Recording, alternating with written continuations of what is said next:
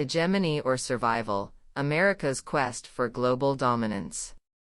Book by Noam Chomsky. Audiobook by the Learner's Library. Chapter 1. Priorities and Prospects. Chapter 2.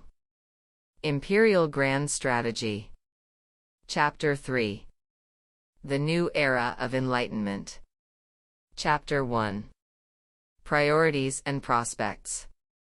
A few years ago, one of the great figures of contemporary biology, Ernst Mayr, published some reflections on the likelihood of success in the search for extraterrestrial intelligence. He considered the prospects very low. His reasoning had to do with the adaptive value of what we call higher intelligence, meaning the particular human form of intellectual organization.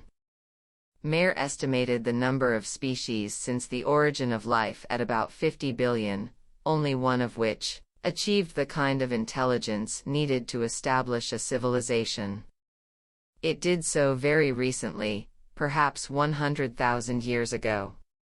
It is generally assumed that only one small breeding group survived, of which we are all descendants. Mayr speculated that the human form of intellectual organization may not be favored by selection. The history of life on Earth, he wrote, refutes the claim that it is better to be smart than to be stupid, at least judging by biological success. Beetles and bacteria, for example, are vastly more successful than humans in terms of survival. He also made the rather somber observation that the average life expectancy of a species is about 100,000 years. We are entering a period of human history that may provide an answer to the question of whether it is better to be smart than stupid. The most hopeful prospect is that the question will not be answered, if it receives a definite answer. That answer can only be that humans were a kind of biological error, using their allotted 100,000 years to destroy themselves and, in the process, much else. The species has surely developed the capacity to do just that, and a hypothetical extraterrestrial observer might well conclude that humans have demonstrated that capacity throughout their history, dramatically in the past few hundred years, with an assault on the environment that sustains life, on the diversity of more complex organisms, and with cold and calculated savagery, on each other as well. 2 superpowers. The year 2003 opened with many indications that concerns about human survival are all too realistic. To mention just a few examples, in the early fall of 2002 it was learned that a possibly terminal nuclear war was barely avoided 40 years earlier. Immediately after this startling discovery, the Bush administration blocked UN efforts to ban the militarization of space, a serious threat to survival. The administration also terminated international negotiations to prevent biological warfare, and moved to ensure the inevitability of an attack on Iraq, despite popular opposition that was without historical precedent. Aid organizations with extensive experience in Iraq and studies by respected medical organizations warned that the planned invasion might precipitate a humanitarian catastrophe. The warnings were ignored by Washington and evoked little media interest. A high-level U.S. task force concluded that attacks with weapons of mass destruction, WMD, within the United States are likely, and would become more so in the event of war with Iraq.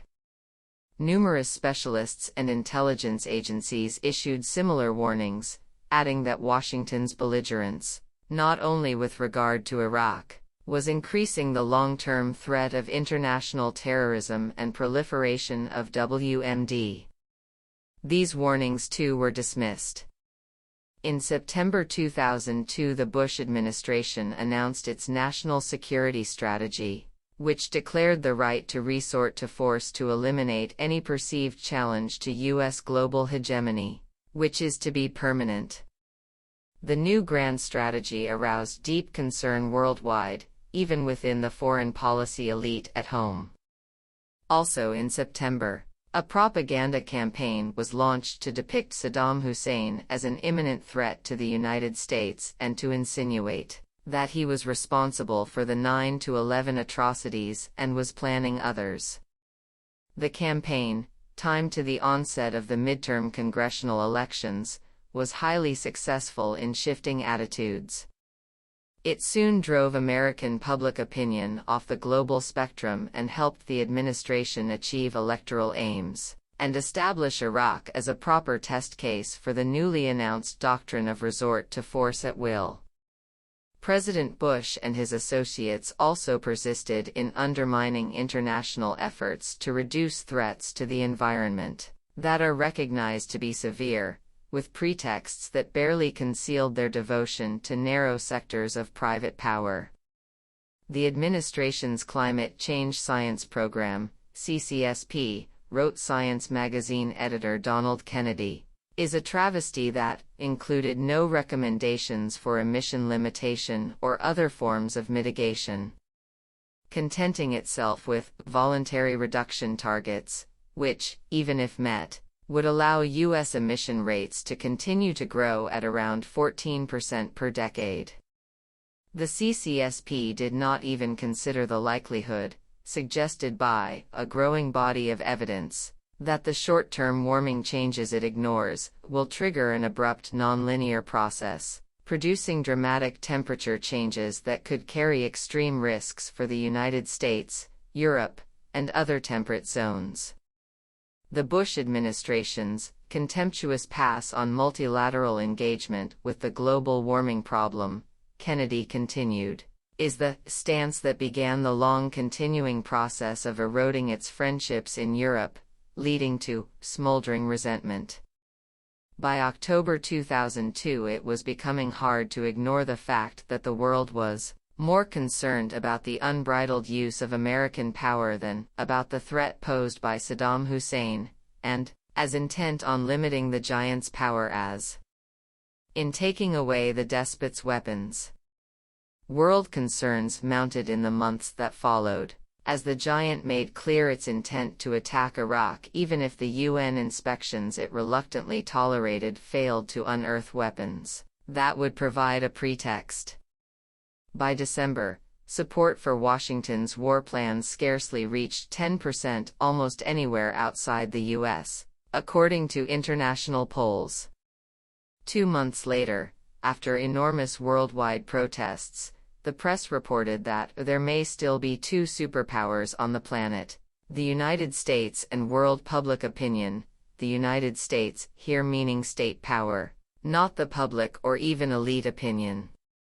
By early 2003, studies revealed that fear of the United States had reached remarkable heights throughout the world, along with distrust of the political leadership.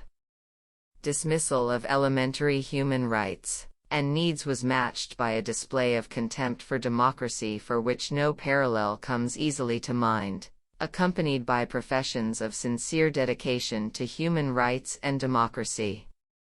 The unfolding events should be deeply disturbing to those who have concerns about the world they are leaving to their grandchildren. Though Bush planners are at an extreme end of the traditional U.S. policy spectrum, their programs and doctrines have many precursors, both in U.S. history and among earlier aspirants to global power. More ominously, their decisions may not be irrational within the framework of prevailing ideology and the institutions that embody it. There is ample historical precedent for the willingness of leaders to threaten or resort to violence in the face of significant risk of catastrophe. But the stakes are far higher today. The choice between hegemony and survival has rarely, if ever, been so starkly posed. Let us try to unravel some of the many strands that enter into this complex tapestry, focusing attention on the world power that proclaims global hegemony. Its actions and guiding doctrines must be a primary concern for everyone on the planet, particularly, of course, for Americans. Many enjoy unusual advantages and freedom, hence the ability to shape the future, and should face with care the responsibilities that are the immediate corollary of such privilege. Enemy territory. Those who want to face their responsibilities with a genuine commitment to democracy and freedom, even to decent survival, should recognize the barriers that stand in the way. In violent states, these are not concealed. In more democratic societies, barriers are more subtle. While methods differ sharply from more brutal to more free societies, the goals are in many ways similar: to ensure that the great beast, as Alexander Hamilton called the people, does not stray from its proper confines. Controlling the general population has always been a dominant concern of power and privilege, particularly since the first modern democratic revolution in 17th-century England.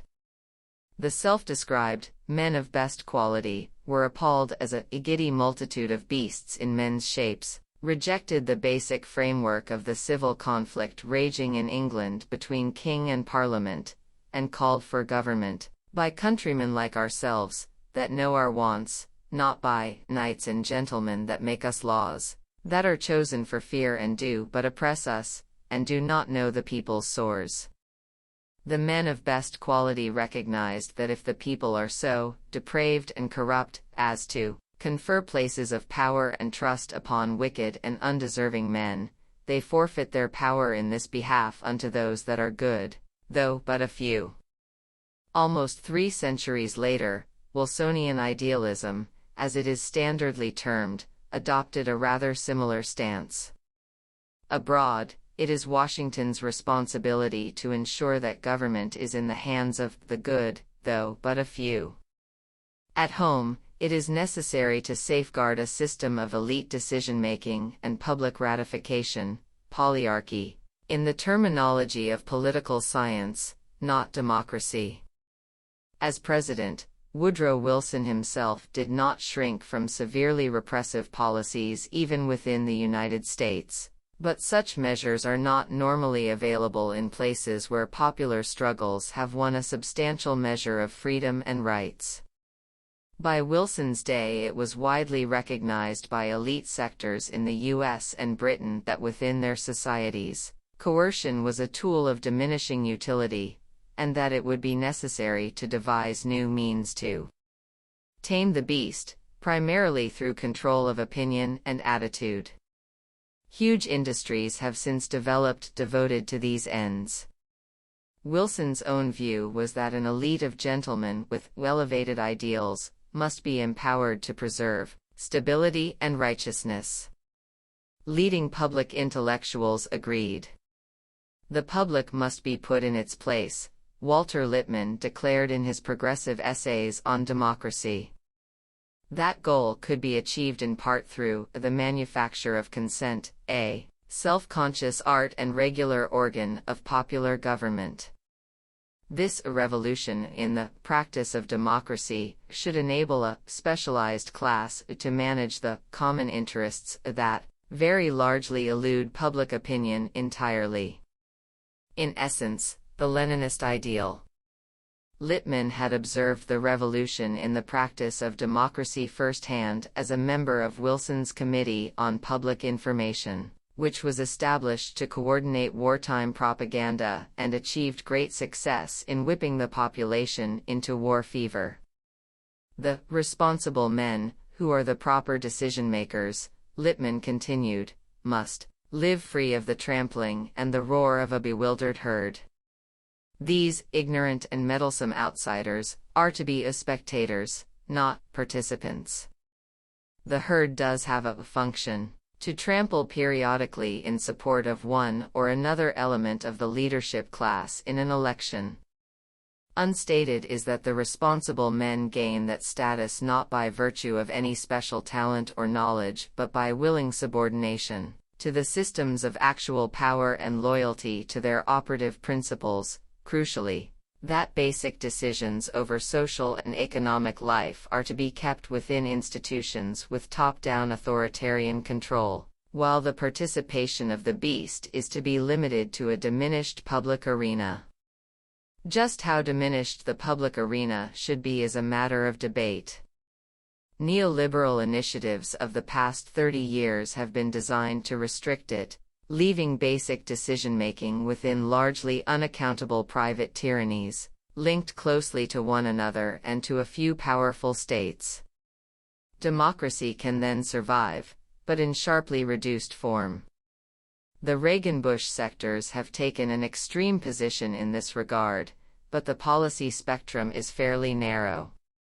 Some argue that it scarcely exists at all, mocking the pundits who actually make a living contrasting the finer points of the sitcoms on NBC with those broadcast on CBS. During election campaigns, through tacit agreement, the two major parties approached the contest for the presidency as political kabuki, in which the players know their roles and everyone sticks to the script, striking poses that cannot be taken seriously. If the public escapes its marginalization and passivity, we face a crisis of democracy that must be overcome. Liberal intellectuals explain, in part through measures to discipline the institutions responsible for the indoctrination of the young, schools, universities, churches, and the like, and perhaps even through government control of the media, if self-censorship does not suffice. In taking these views, contemporary intellectuals are drawing on good constitutional sources. James Madison held that power must be delegated to the wealth of the nation, the more capable set of men, who understand that the role of government is to protect the minority of the opulent against the majority. Pre-capitalist in his worldview, Madison had faith that the enlightened statesman and benevolent philosopher who were to exercise power would discern the true interest of their country and guard the public interest against the mischief of democratic majorities. The mischief would be avoided, Madison hoped, under the system of fragmentation he devised. In later years he came to fear that severe problems would arise with the likely increase of those who will labor under all the hardships of life, and secretly sigh for a more equal distribution of its benefits. A good deal of modern history reflects these conflicts over who will make decisions, and how. Recognition that control of opinion is the foundation of government, from the most despotic to the most free, goes back at least to David Hume, but a qualification should be added. It is far more important in the more free societies, where obedience cannot be maintained by the lash. It is only natural that the modern institutions of thought control, frankly called propaganda before the word became unfashionable because of totalitarian associations, should have originated in the most free societies. Britain pioneered with its Ministry of Information, which undertook to direct the thought of most of the world.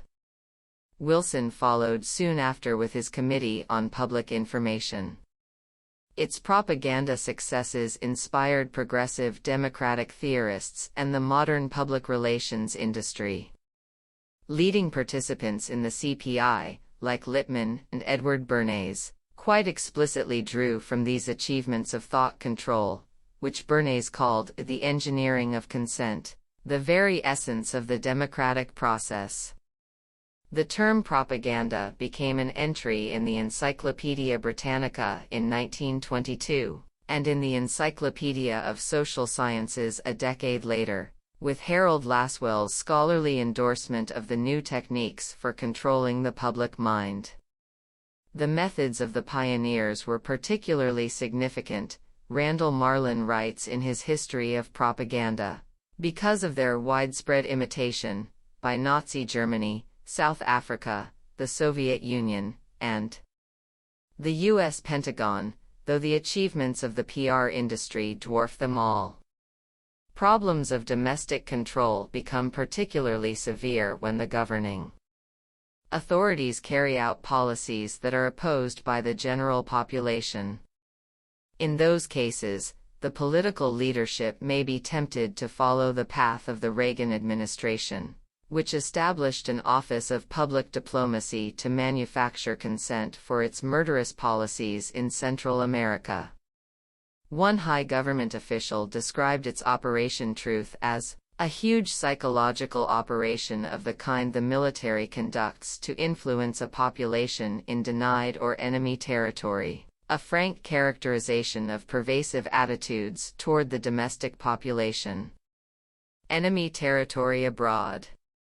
While the enemy at home often has to be controlled by intensive propaganda, beyond the borders more direct means are available. The leaders of the current Bush administration, mostly recycled from more reactionary sectors of the Reagan-Bush I administrations, provided sufficiently clear illustrations during their earlier stints in office. When the traditional regime of violence and repression was challenged by the church and other miscreants, in the Central American domains of U.S. power, the Reagan administration responded with a war on terror, declared as soon as it took office in 1981. Not surprisingly, the U.S. initiative instantly became a terrorist war, a campaign of slaughter, torture, and barbarism that soon extended to other regions of the world as well. In one country, Nicaragua, Washington had lost control of the armed forces that had traditionally subdued the region's population, one of the bitter legacies of Wilsonian idealism. The U.S.-backed Somoza dictatorship was overthrown by the Sandinista rebels, and the murderous National Guard was dismantled. Therefore, Nicaragua had to be subjected to a campaign of international terrorism that left the country in ruins. Even the psychological effects of Washington's terrorist war are severe.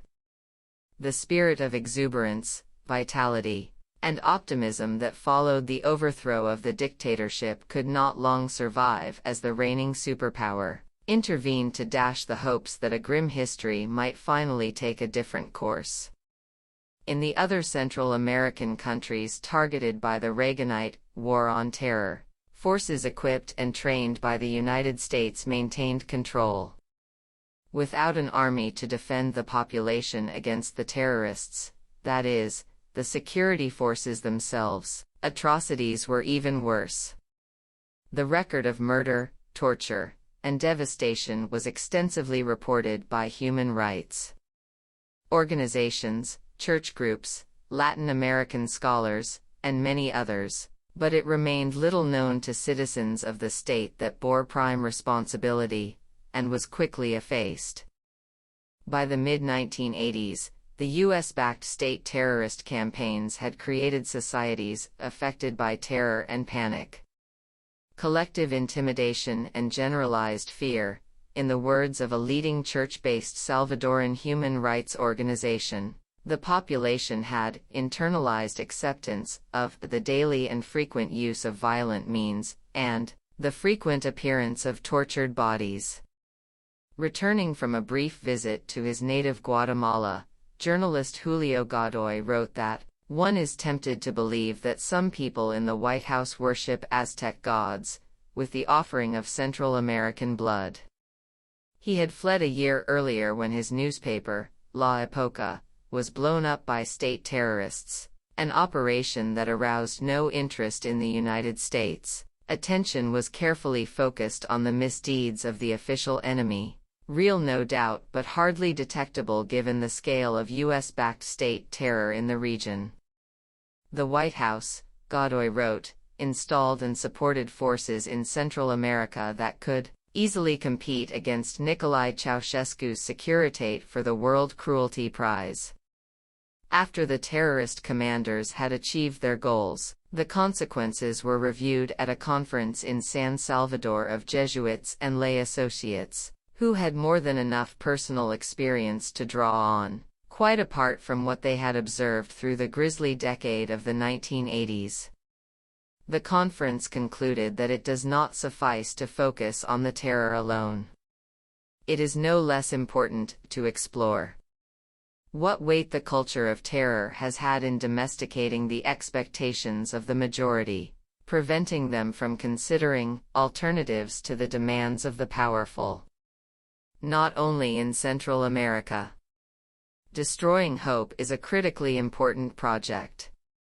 And when it is achieved, Formal democracy is allowed, even preferred, if only for public relations purposes. In more honest circles, much of this is conceded. Of course, it is understood much more profoundly by the beasts in men's shapes who endure the consequences of challenging the imperatives of stability and order. These are all matters that the second superpower, world public opinion, should make every effort to understand if it hopes to escape the containment to which it is subjected, and to take seriously the ideals of justice and freedom that come easily to the lips but are harder to defend and advance. Chapter 2. Imperial Grand Strategy. High on the global agenda by fall 2002 was the declared intention of the most powerful state in history to maintain its hegemony through the threat or use of military force, the dimension of power in which it reigns supreme. In the official rhetoric of the national security strategy, our forces will be strong enough to dissuade potential adversaries from pursuing a military buildup in hopes of surpassing, or equaling, the power of the United States. One well-known international affairs specialist, John Eikenberry, describes the declaration as a grand strategy that begins with a fundamental commitment to maintaining a unipolar world in which the United States has no peer competitor, a condition that is to be permanent, so that no state or coalition could ever challenge the U.S. as global leader, protector, and enforcer. The declared approach renders international norms of self-defense, enshrined by Article 51 of the Union Charter, almost meaningless. More generally, the doctrine dismisses international law and institutions as of little value. Eikenberry continues, the new Imperial Grand Strategy presents the United States as a revisionist state seeking to parlay its momentary advantages into a world order in which it runs the show, prompting others to find ways to work around, undermine, contain and retaliate against U.S. power. The strategy threatens to leave the world more dangerous and divided, and the United States less secure, a view widely shared within the foreign policy elite. Enforcing hegemony. The Imperial Grand Strategy asserts the right of the United States to undertake preventive war at will, preventive, not preemptive. Preemptive war might fall within the framework of international law. Thus, if Russian bombers had been detected approaching the U.S. from the military base in Grenada, conjured up by the Reagan administration in 1983, with the clear intent to bomb, then, under a reasonable interpretation of the UN Charter, a preemptive attack destroying the planes and perhaps even the Grenadan base would have been justifiable. Cuba, Nicaragua, and many others could have exercised the same right for many years while under attack from the U.S., though of course the weak would have to be insane to implement their rights. But the justifications for preemptive war, whatever they might be, do not hold for preventive war, particularly as that concept is interpreted by its current enthusiasts, the use of military force to eliminate an imagined or invented threat, so that even the term preventive is too charitable. Preventive war falls within the category of war crimes. If indeed it is an idea whose time has come, then the world is in deep trouble.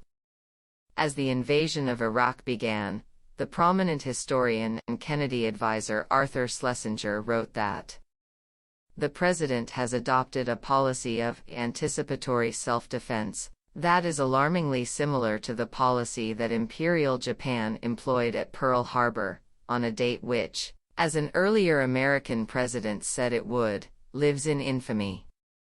Franklin D. Roosevelt was right, but today it is we Americans who live in infamy. He added that the global wave of sympathy that engulfed the United States after 9/11 has given way to a global wave of hatred of American arrogance and militarism, and even in friendly countries the public regards Bush as a greater threat to peace than Saddam Hussein. International law specialist Richard Falk finds it inescapable that the Iraq War was a crime against peace of the sort for which surviving German leaders were indicted, prosecuted, and punished at the Nuremberg trials. Some defenders of the strategy recognize that it runs roughshod over international law but see no problem in that.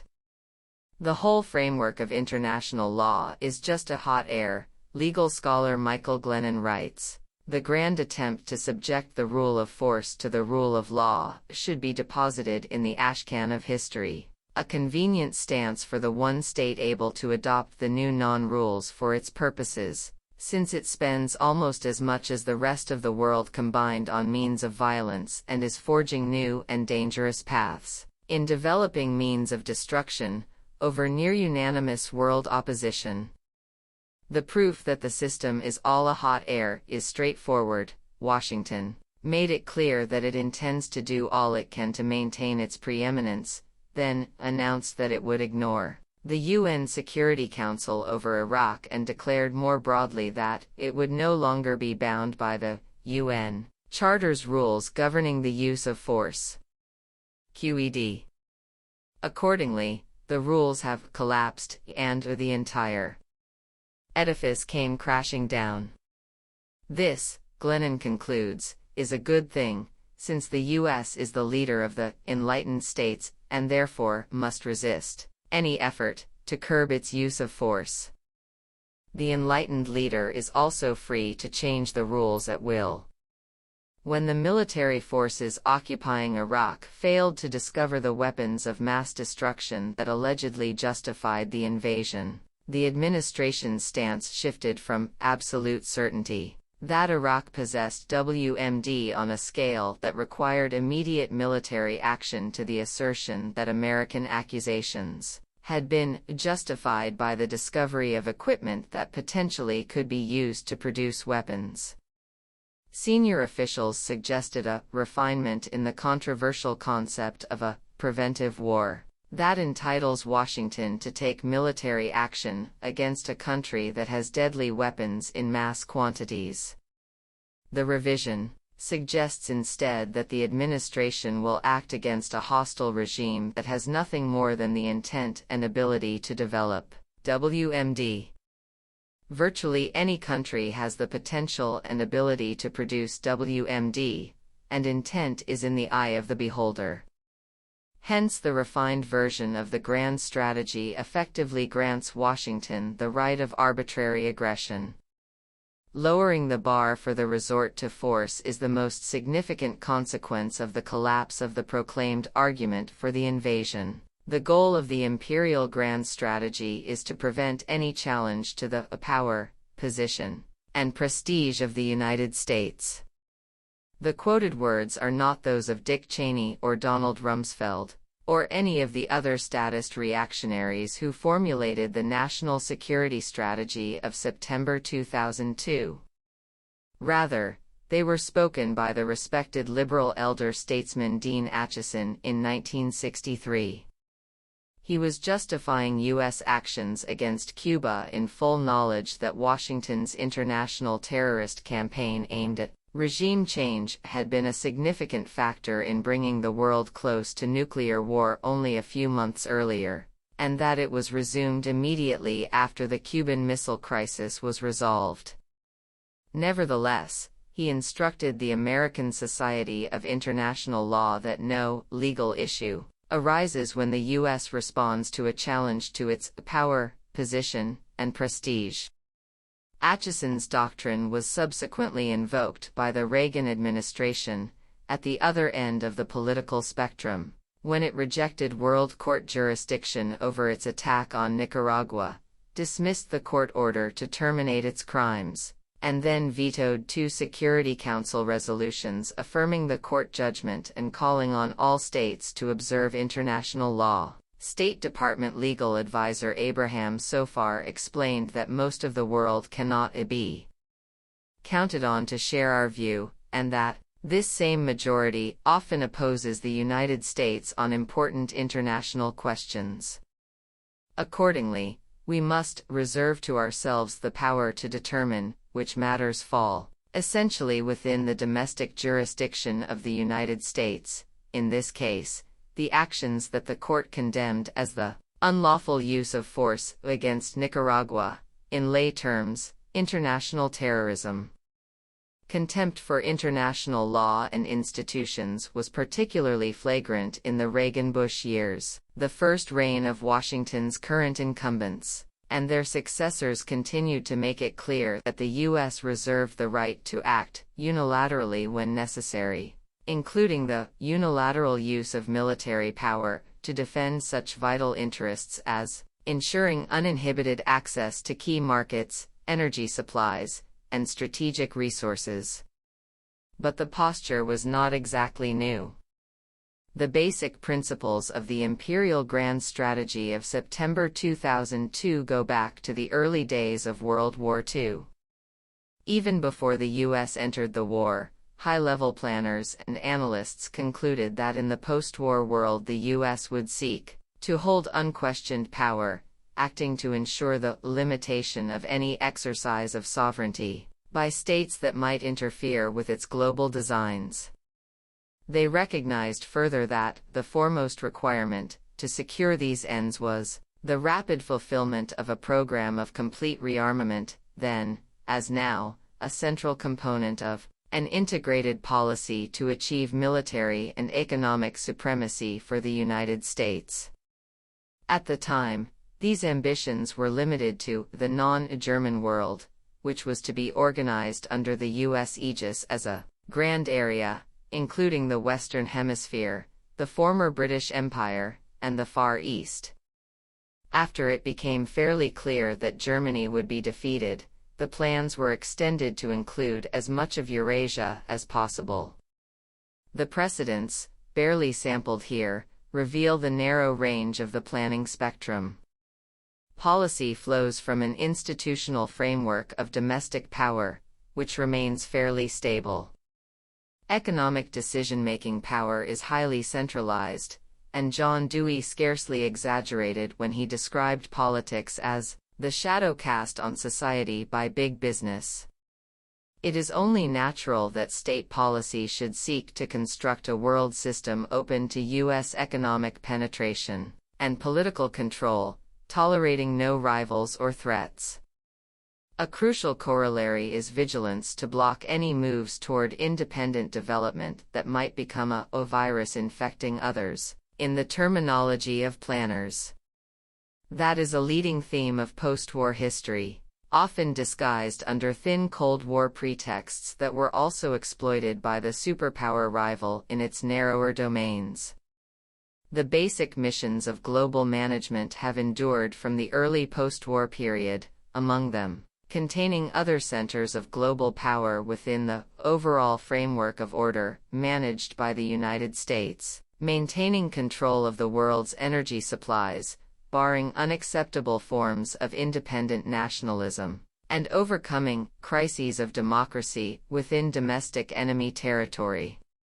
The missions assume different forms, notably in periods of fairly sharp transition. The changes in the international economic order from about 1970, the restoration of the superpower enemy to something like its traditional quasi-colonial status 20 years later, the threat of international terrorism aimed at the United States itself from the early 1990s, shockingly consummated on 9/11.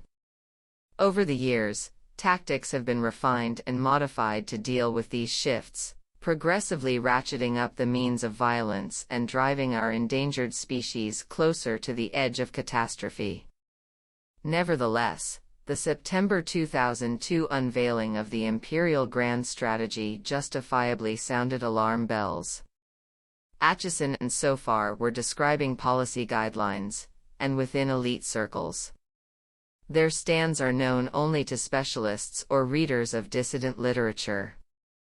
Other cases may be regarded as worldly-wise reiterations of the maxim of Thucydides that large nations do what they wish, while small nations accept what they must.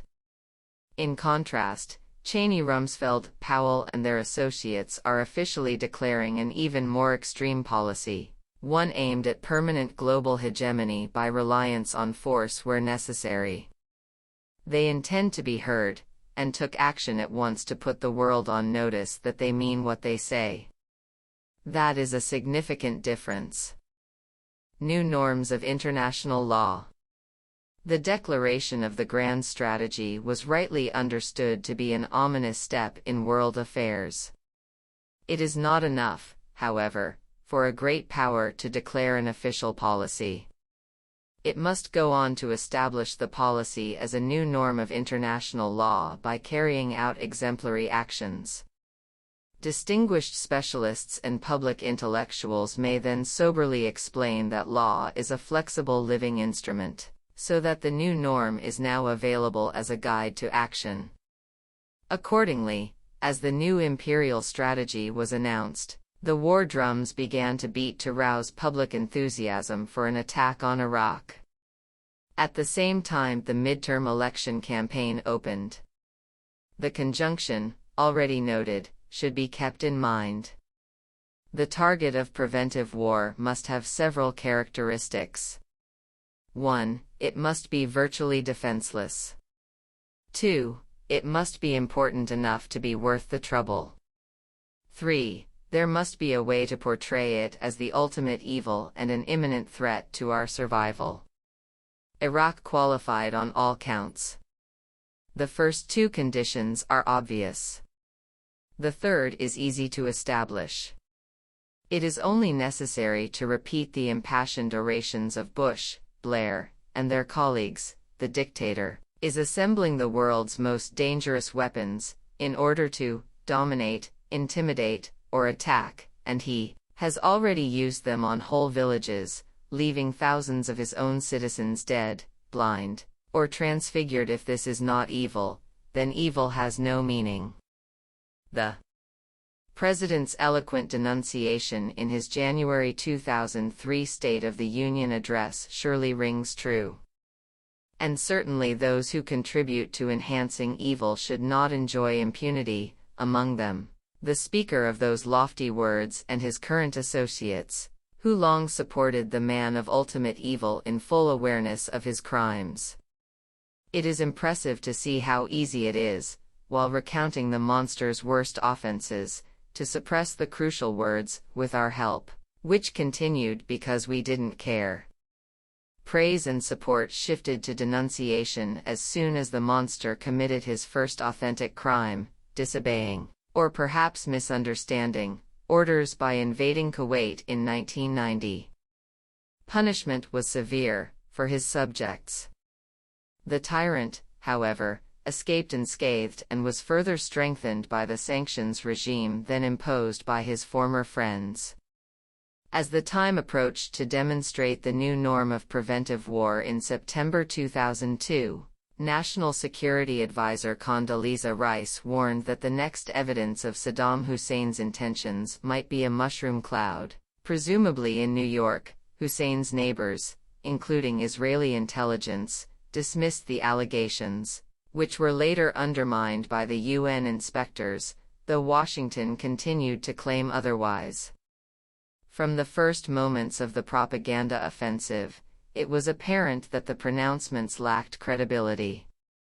This administration is capable of any lie, in order to advance its war goal in Iraq, says a U.S. government source in Washington with some 2 decades of experience in intelligence. Washington opposed inspections, he suggested, because it feared that nothing much would be found. The president's claims about Iraqi threats should be viewed as transparent attempts to scare Americans into supporting a war, 2 leading international relations scholars added. That is standard operating procedure.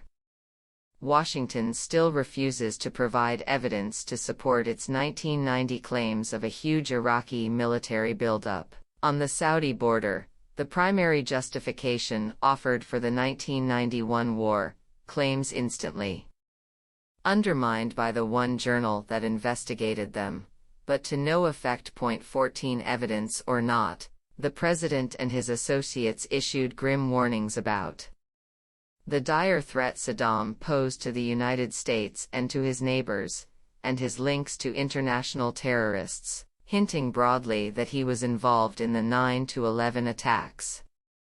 The government media propaganda assault had its effects. Within weeks, some 60% of Americans came to regard Saddam Hussein as an immediate threat to the U.S., who must be removed quickly in self-defense. By March, almost half believed that Saddam Hussein was personally involved in the 9/11 attacks and that the hijackers included Iraqis. Support for the war was strongly correlated with these beliefs. Abroad, public diplomacy failed badly, the international press reported, but at home it has succeeded brilliantly in linking the war on Iraq with the trauma of September 11th. Early 90% believe Saddam's regime is aiding and abetting terrorists who are planning future strikes against the U.S. Political analyst Anatol Levin commented that most Americans had been duped by a propaganda program which for systematic mendacity has few parallels in peacetime democracies. The September 2002 propaganda campaign also proved sufficient to give the administration a bare majority in the midterm elections, as voters put aside their immediate concerns and huddled under the umbrella of power in fear of the demonic enemy. Public diplomacy worked its magic with Congress instantaneously. In October, Congress granted the President authority to go to war, to defend the national security of the United States against the continuing threat posed by Iraq. This particular script is familiar.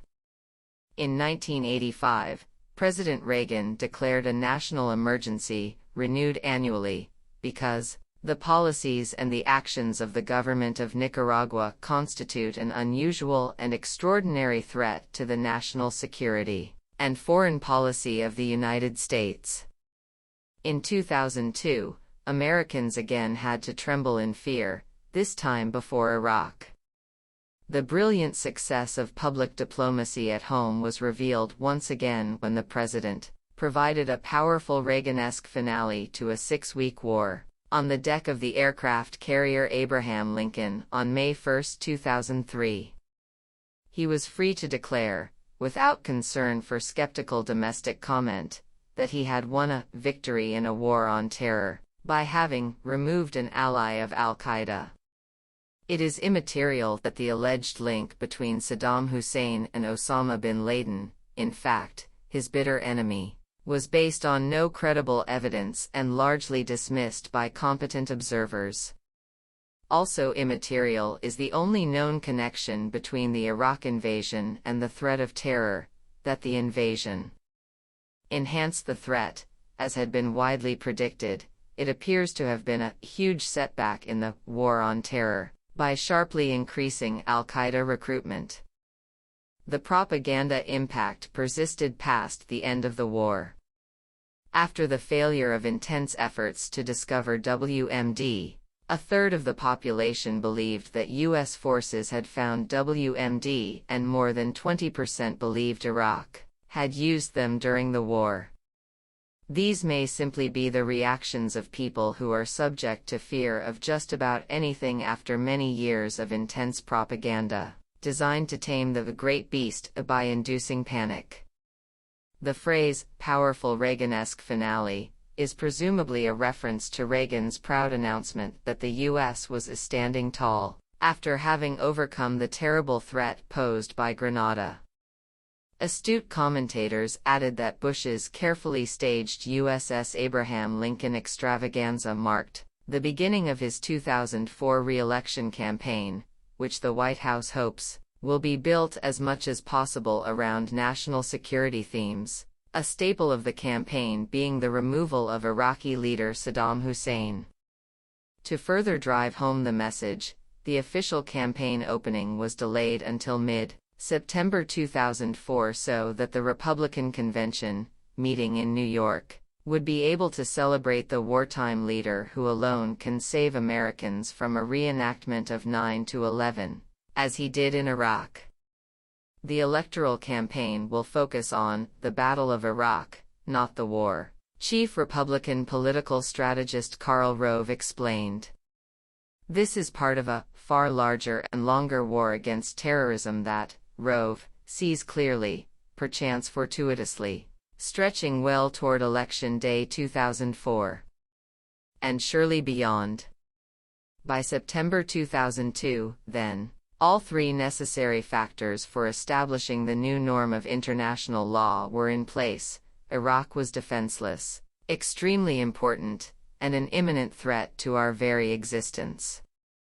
There was always the possibility that things might go wrong. But it was unlikely, at least for the invaders. The disparity of force was so phenomenal that overwhelming victory was assured, and any humanitarian consequences could be blamed on Saddam Hussein. If unpleasant, they would not be investigated, and traces would disappear from view, at least if the past is any guide. Victors do not investigate their own crimes, so that little is known about them, a principle that brooks few exceptions. The death toll of the U.S. wars in Indochina, for example, is not known within a range of millions. The same principle underlay the war crimes trials after World War II. The operational definition of crimes of war and crimes against humanity was straightforward.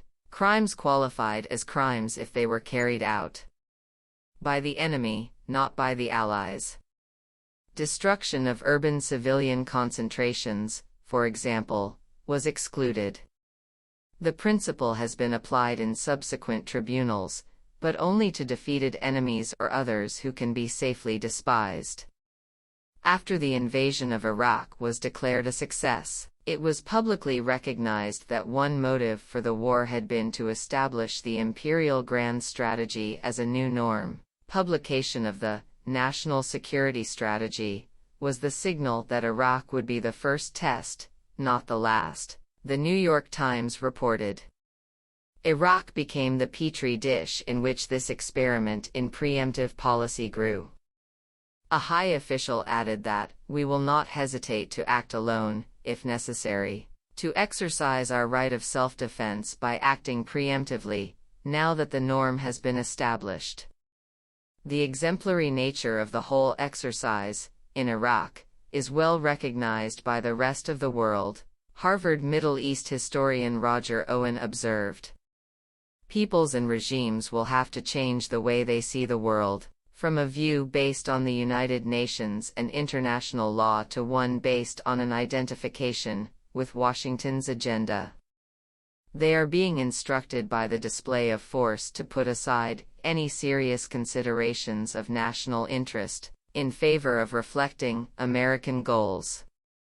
The need for a demonstration of strength to maintain credibility in the eyes of the world may have tipped the balance on the war with Iraq. In a review of planning, the Financial Times traced the decision to go to war to mid-December 2002. After Iraq's submission of its declaration on armaments to the UN, there was a feeling that the White House was being mocked, says one person who worked closely with the National Security Council during those days, after the declaration was delivered on December 8. A tin-pot dictator was mocking the president. It provoked a sense of anger inside the White House. After that point, there was no prospect of a diplomatic solution. What followed was just diplomatic theater for obfuscation while military forces were put in place. With the grand strategy not only officially declared but also implemented, the new norm of preventive war takes its place in the canon. The U.S. may now find it possible to turn to harder cases. There are many tempting possibilities: Iran, Syria, the Andean region, and a number of others. The prospects depend in large part on whether the second superpower can be intimidated and contained. The modalities for establishing norms merit further reflection. Most important, only those with the guns and the faith have the authority to impose their demands on the world. A revealing example of the prerogatives of power is the widely hailed normative revolution that ended the millennium. After a few false starts, the 1990s became the decade of humanitarian intervention. The new right to intervene on humanitarian grounds was established by the courage and altruism of the U.S. and its allies, particularly in Kosovo and East Timor, the two jewels in the diadem. The Kosovo bombing in particular is understood by distinguished authorities to have established the norm of resort to force without Security Council authorization. A simple question arises: why were the 1990s considered the decade of humanitarian intervention, but not the 1970s? Since World War II, there have been two major examples of resort to force that really did put an end to terrible crimes. In both cases arguably in self-defense: India's invasion of East Pakistan in 1971, ending a mass slaughter and other horrors, and Vietnam's invasion of Cambodia in December 1978, terminating Pol Pot's atrocities as they were picking up through 1978. Nothing remotely comparable took place under the Western aegis in the 1990s. Accordingly, someone who does not understand the conventions might be pardoned for asking why the new norm was not recognized as such in the 1970s. The idea is unthinkable, and the reasons seem clear. The real examples of intervention that terminated huge atrocities were carried out by the wrong people. Still worse, in both cases the U.S. was adamantly opposed to intervention and moved instantly to punish the offender, particularly Vietnam, by subjecting it to a U.S.-backed Chinese invasion, then even harsher sanctions than before, while the U.S. and UK offered direct support for the ousted Khmer Rouge. It follows that the 1970s cannot have been the decade of humanitarian intervention, and no new norms could have been established then. The essential insight was formulated by a unanimous vote of the International Court of Justice in one of its earliest rulings, in 1949. The court can only regard the alleged right of intervention as the manifestation of a policy of force, such as has, in the past, given rise to most serious abuses and such as cannot, whatever be the defects in international organization, find a place in international law. From the nature of things, intervention would be reserved for the most powerful states, and might easily lead to perverting the administration of justice itself. While Western powers and intellectuals were admiring themselves for having established the new norm of humanitarian intervention in the late 1990s, the rest of the world also had some thoughts on the matter. It is illuminating to see how they reacted, say, to Tony Blair's repetition of the official reasons for the bombing of Serbia in 1999. Failure to bomb would have dealt a devastating blow to the credibility of NATO, and the world would have been less safe as a result of that. The objects of NATO's solicitude did not seem overly impressed by the need to safeguard the credibility of those who had been crushing them for centuries. Nelson Mandela, for example, condemned Blair for encouraging international chaos, together with America, by ignoring other nations and playing policeman of the world in their attacks on Iraq in 1998 and Serbia the next year. In the world's largest democracy, which, after independence, began to recover from the grim effects of centuries of British rule, the Clinton-Blair efforts to shore up NATO's credibility and make the world safe were also not appreciated, but official and press condemnations in India remained unheard. Even in Israel, the client state par excellence, the pretensions of Clinton-Blair and a host of domestic admirers were ridiculed by leading military and political analysts as a return to old-fashioned gunboat diplomacy under the familiar cloak of moralistic righteousness, and as a danger to the world. Another source of information might have been the non-aligned movement, the governments of about 80% of the world's population at the time of their South Summit in April 2000.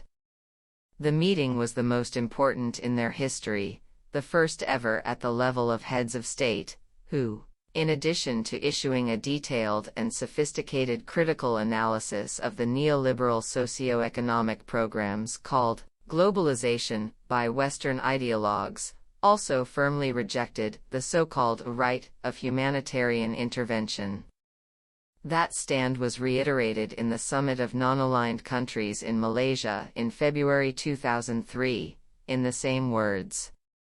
Perhaps they had learned too much history, the hard way, to be comforted by exalted rhetoric and had heard enough about humanitarian intervention over the centuries.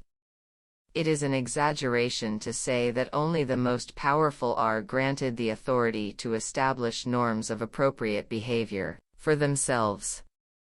The authority is sometimes delegated to reliable clients. Thus, Israel's crimes are permitted to establish norms, for example, its regular resort to targeted killings of suspects, called terrorist atrocities, when carried out by the wrong hands.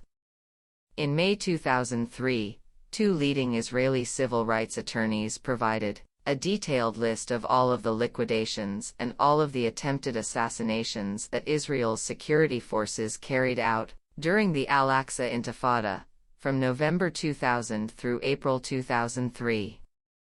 Using official and semi-official records, they found that Israel carried out no less than 175 liquidation attempts, one attempt every 5 days, killing 235 people, of whom 156 were suspected of crimes.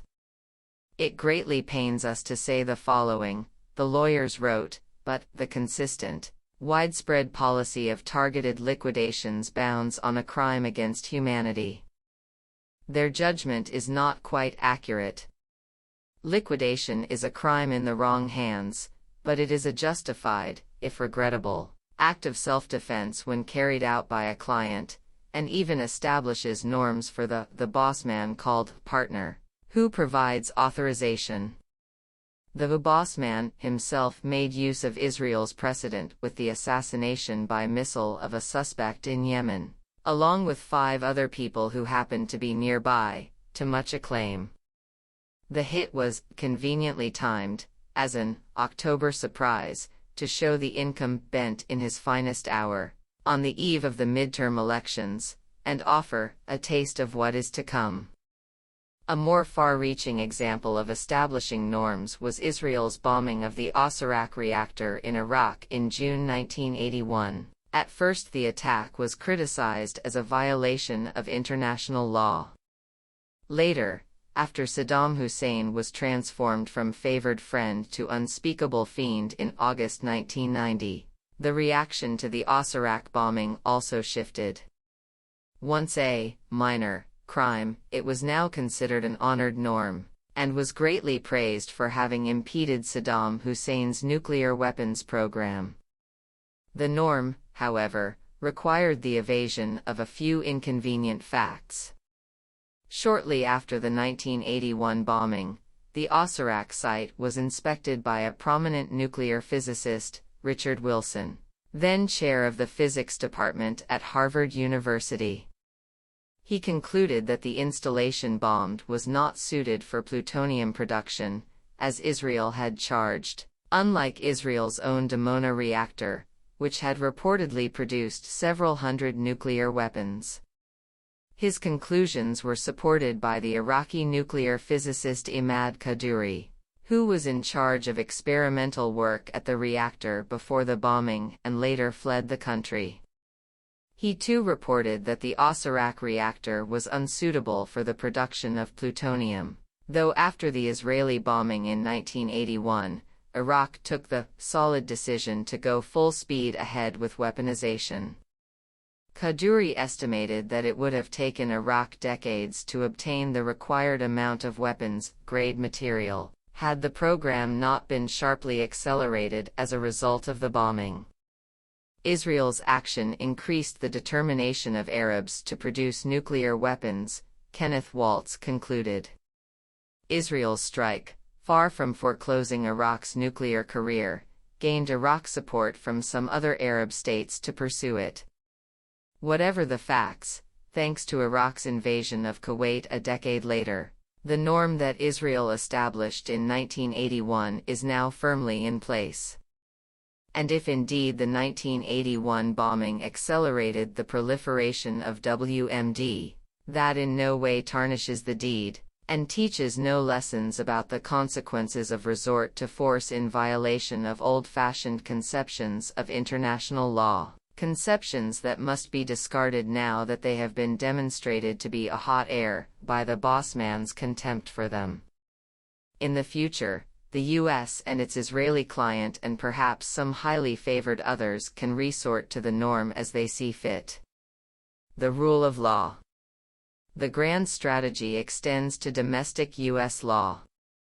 As in many other countries, the government used the occasion of the terrorist atrocities of 9/11 to discipline its own population.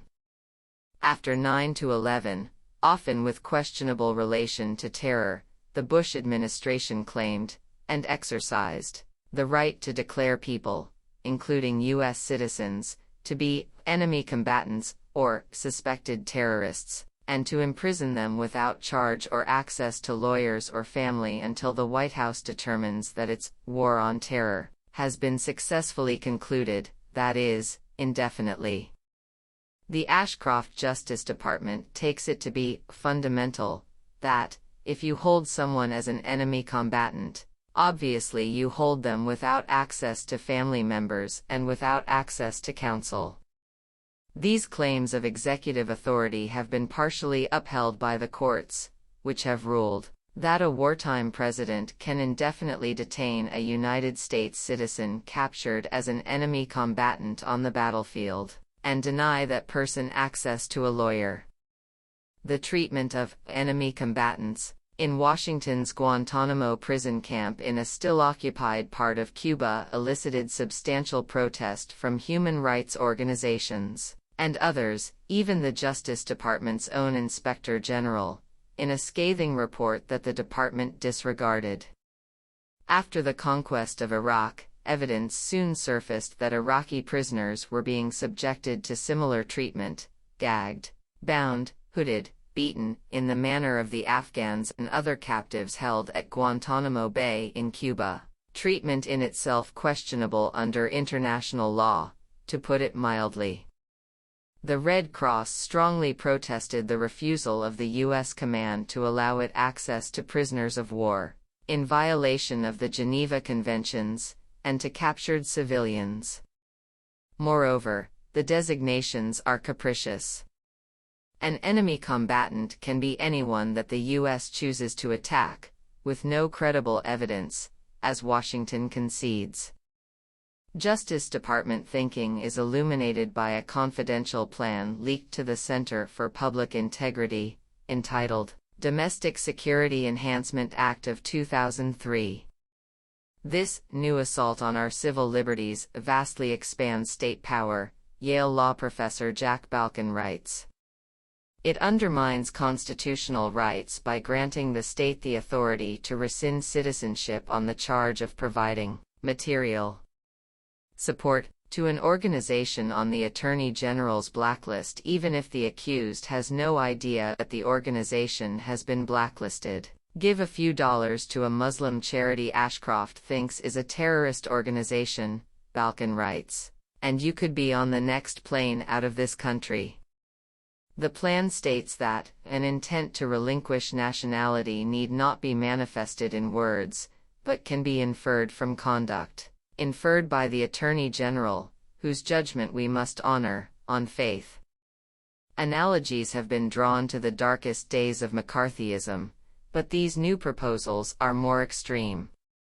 The plan also extends powers of surveillance without court authorization, permits secret arrests, and further protects the state from the scrutiny of citizens, a matter of great significance to the reactionary statists of the Bush II regime. There is no civil right, not even the precious right of citizenship, that this administration will not abuse to secure ever greater control over American life, Balkin concludes. President Bush is said to have on his desk a bust of Winston Churchill, a gift from his friend Tony Blair. Churchill had a few things to say on these topics. The power of the executive to cast a man into prison without formulating any charge known to the law, and particularly to deny him the judgment of his peers, is in the highest degree odious, and the foundation of all totalitarian government, whether Nazi or communist. The powers the Bush administration is demanding go well beyond even these odious practices. Churchill's warning against such abuse of executive power for intelligence and preventive purposes was issued in 1943. When Britain was facing possible destruction at the hands of the most vicious mass murder machine in human history. Perhaps someone in the Justice Department might want to contemplate the thoughts of the man whose image faces their leader every day. International law and institutions. The Imperial Grand Strategy effectively dispenses with the international rule of law as an overarching goal of policy. A critical review by the American Academy of Arts and Sciences points out, noting that neither international law nor the UN Charter is even mentioned in the national security strategy. The primacy of law over force, that has been a major thread in American foreign policy since the end of World War II, disappears from the new strategy.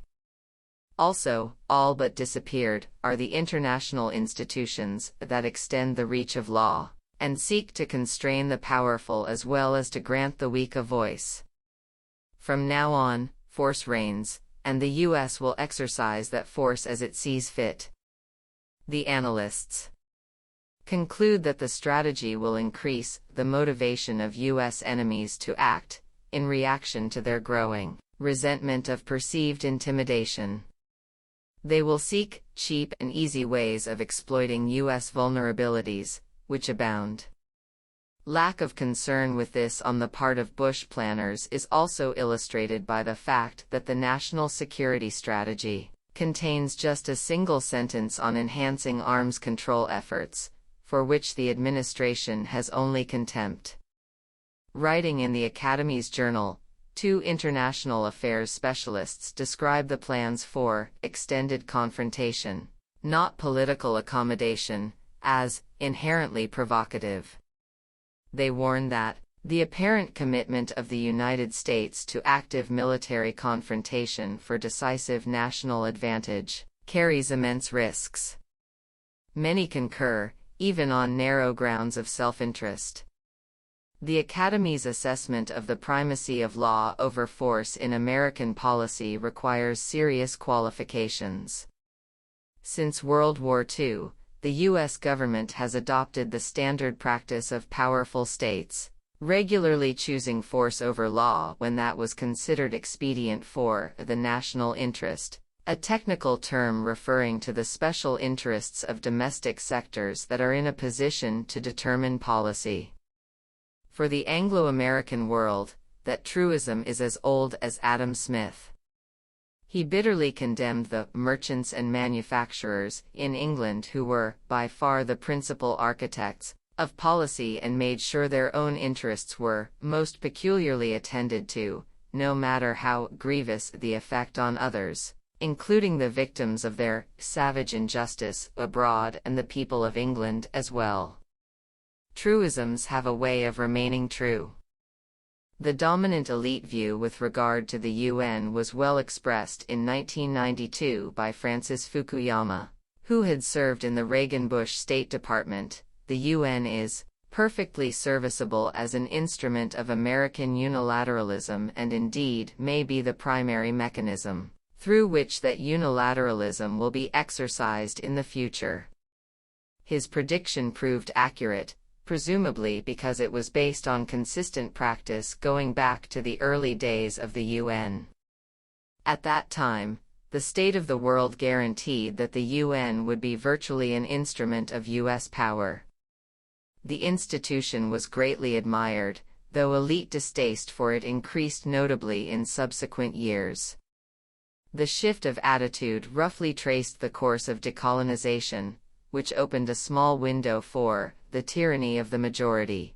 That is, for concerns emanating from outside the centers of concentrated power that the business press calls the de facto world government of the masters of the universe.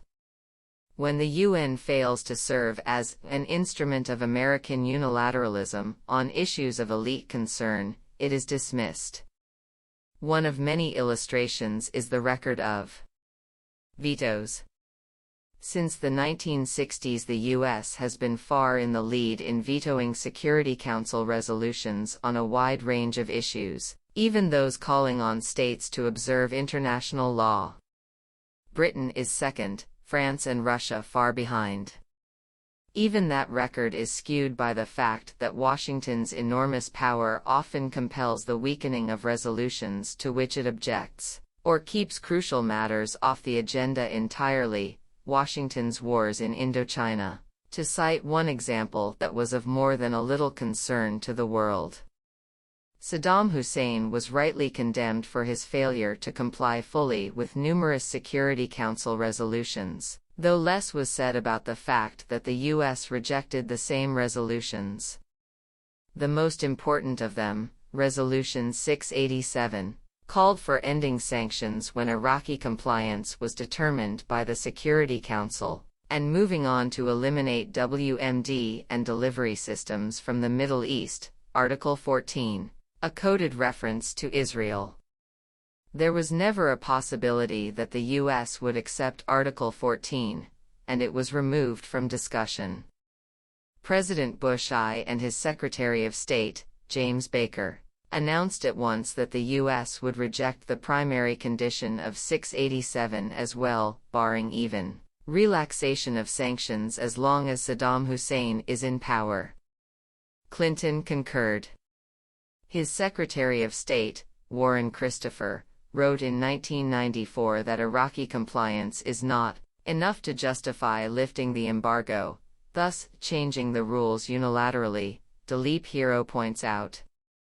Washington's use of UN inspectors, UNSCOM, to spy on Iraq also undermined inspections, which were terminated by Iraq after Clinton and Blair bombed the country in December 1998 in defiance of the UN. The likely outcome of these inspections is known with confidence only to ideologues on all sides. It was clear enough throughout, however, that disarmament through international inspectors was not the US-UK objective and that the two warrior states would not comply with the relevant UN resolutions. Some commentators have pointed out that Israel has the lead in violating resolutions. US-backed Turkey and Morocco have also violated more Security Council resolutions than Iraq. These resolutions have to do with highly significant matters: aggression, harsh and brutal practices during decades-long military occupations, grave breaches of the Geneva Conventions, war crimes, in terms of U.S. law, and other matters that rank higher than incomplete disarmament. The resolutions concerning Iraq also refer to internal repression, and in this respect Saddam Hussein's record was horrendous, but that was, regrettably, only a side issue, as revealed by the support for him by the current incumbents in Washington well past his worst crimes and the war with Iran. Resolutions concerning Israel do not come under Chapter 7, which would carry the threat of force, but any such proposal would instantly be vetoed by the U.S. The veto brings up another important matter missing from the discussions of Iraq's incomplete compliance with Security Council resolutions. Plainly, if Iraq had had the right of veto, it would have been in defiance of no UN resolutions. No less plainly, any serious discussion of defiance of the Security Council must take into account vetoes, the most extreme form of non-compliance.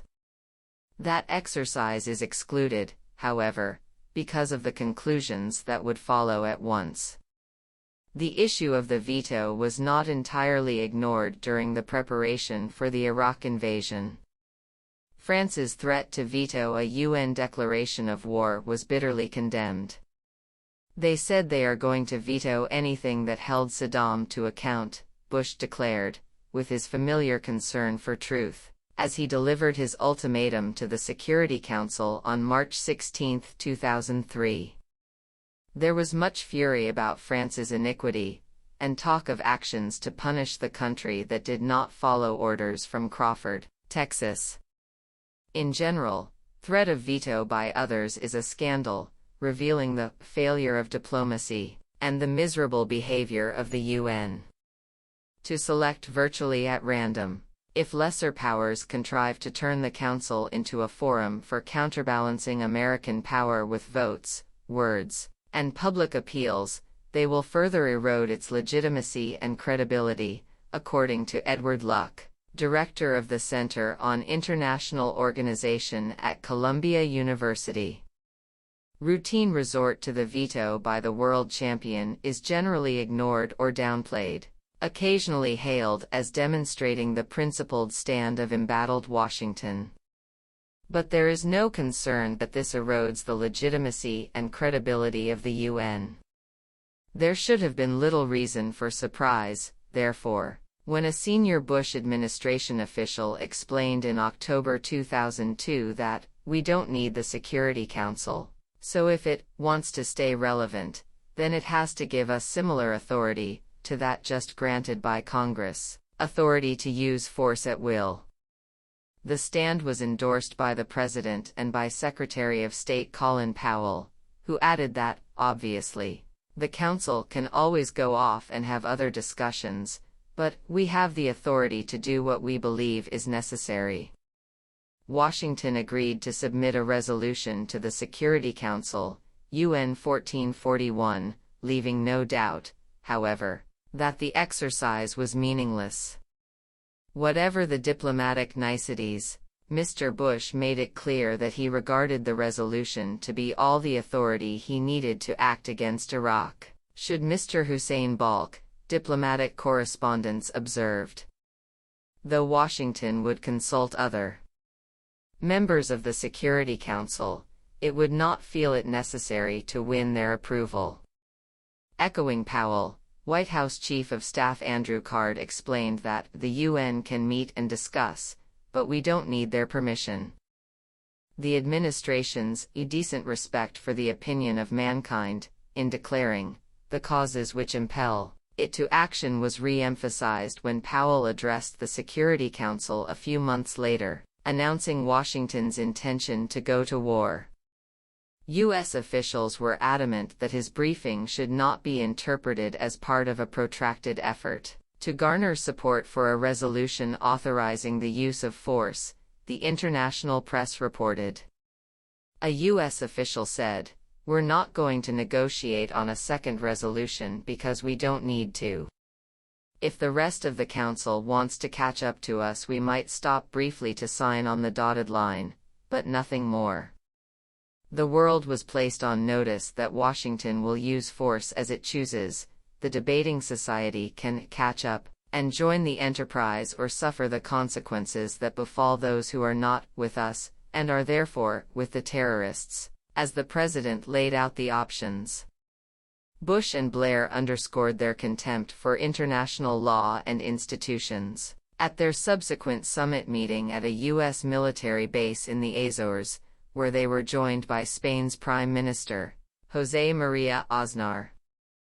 The US-UK leaders issued an ultimatum to the United Nations Security Council: capitulate in 24 hours or we will invade Iraq and impose the regime of our choice without your meaningless seal of approval, and we will do so, crucially, whether or not Saddam Hussein and his family leave the country. Our invasion is legitimate, Bush declared, because the United States of America has the sovereign authority to use force in assuring its own national security, threatened by Iraq with or without Saddam. The UN is irrelevant because it has not lived up to its responsibilities, that is, to follow Washington's orders. The US will enforce the just demands of the world, even if the world overwhelmingly objects. Washington also took pains to ensure that the essential hollowness of official declarations was in plain view, for all the world to see. At a news conference on March 6, the president stated that there is only a single question: has the Iraqi regime fully and unconditionally disarmed as required by 1441, or has it not? He then immediately went on to make it clear that the answer to the single question did not matter, announcing that, when it comes to our security, we really don't need anyone's permission. UN inspections and Security Council deliberations were therefore a farce, and even completely verified compliance was irrelevant. A few days earlier, Bush had declared the answer to the single question immaterial. The U.S. will institute the regime of its choice even if Saddam disarms completely, and even if he and his cohorts disappear, as underscored at the Azores summit. The president's disregard of the single question was in fact already on the record. A few months earlier, White House spokesman Ari Fleischer had informed the press that the policy of the United States is regime change, with or without inspectors. Regime change does not mean a regime that Iraqis might prefer, but one that the conqueror will impose, calling it democratic, which is standard practice. Even Russia installed people's democracies. Later, with the war winding down, Fleischer restored the single question to its primary status. Iraq's possession of WMD is what this war was about and is about. As Bush was presenting his self-contradictory stance at his news conference, British Foreign Minister Jack Straw announced that if Saddam Hussein disarmed, we accept that the government of Iraq stays in place, so that the single question is disarmament, talk about liberation and democracy is mere fluff, and Britain will not support Bush's resort to war on his grounds, except that Britain made it clear that it would do as it was told. Meanwhile, Colin Powell contradicted the president's declaration that the U.S. will take control of Iraq no matter what. The question simply is, has Saddam Hussein made a strategic, political decision to comply with the United Nations Security Council resolutions, and to get rid of his weapons of mass destruction? That's it in a nutshell. That's the question. There is no other question.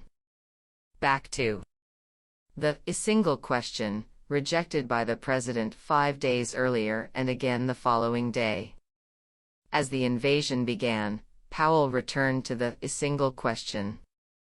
Iraq was being attacked because it had violated its international obligations under its 1991 surrender agreement, which required the disclosure and disarmament of its dangerous weapons.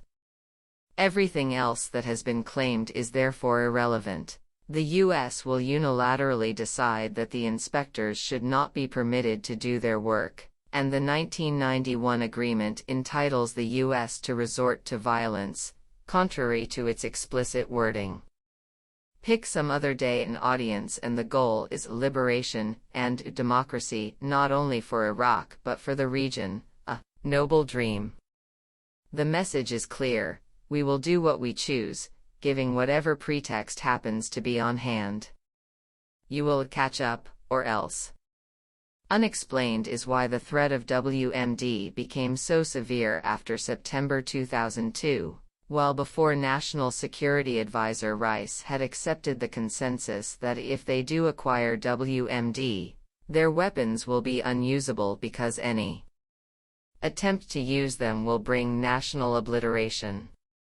Punishment for being against us can be severe, and the benefits of catching up and remaining relevant are substantial.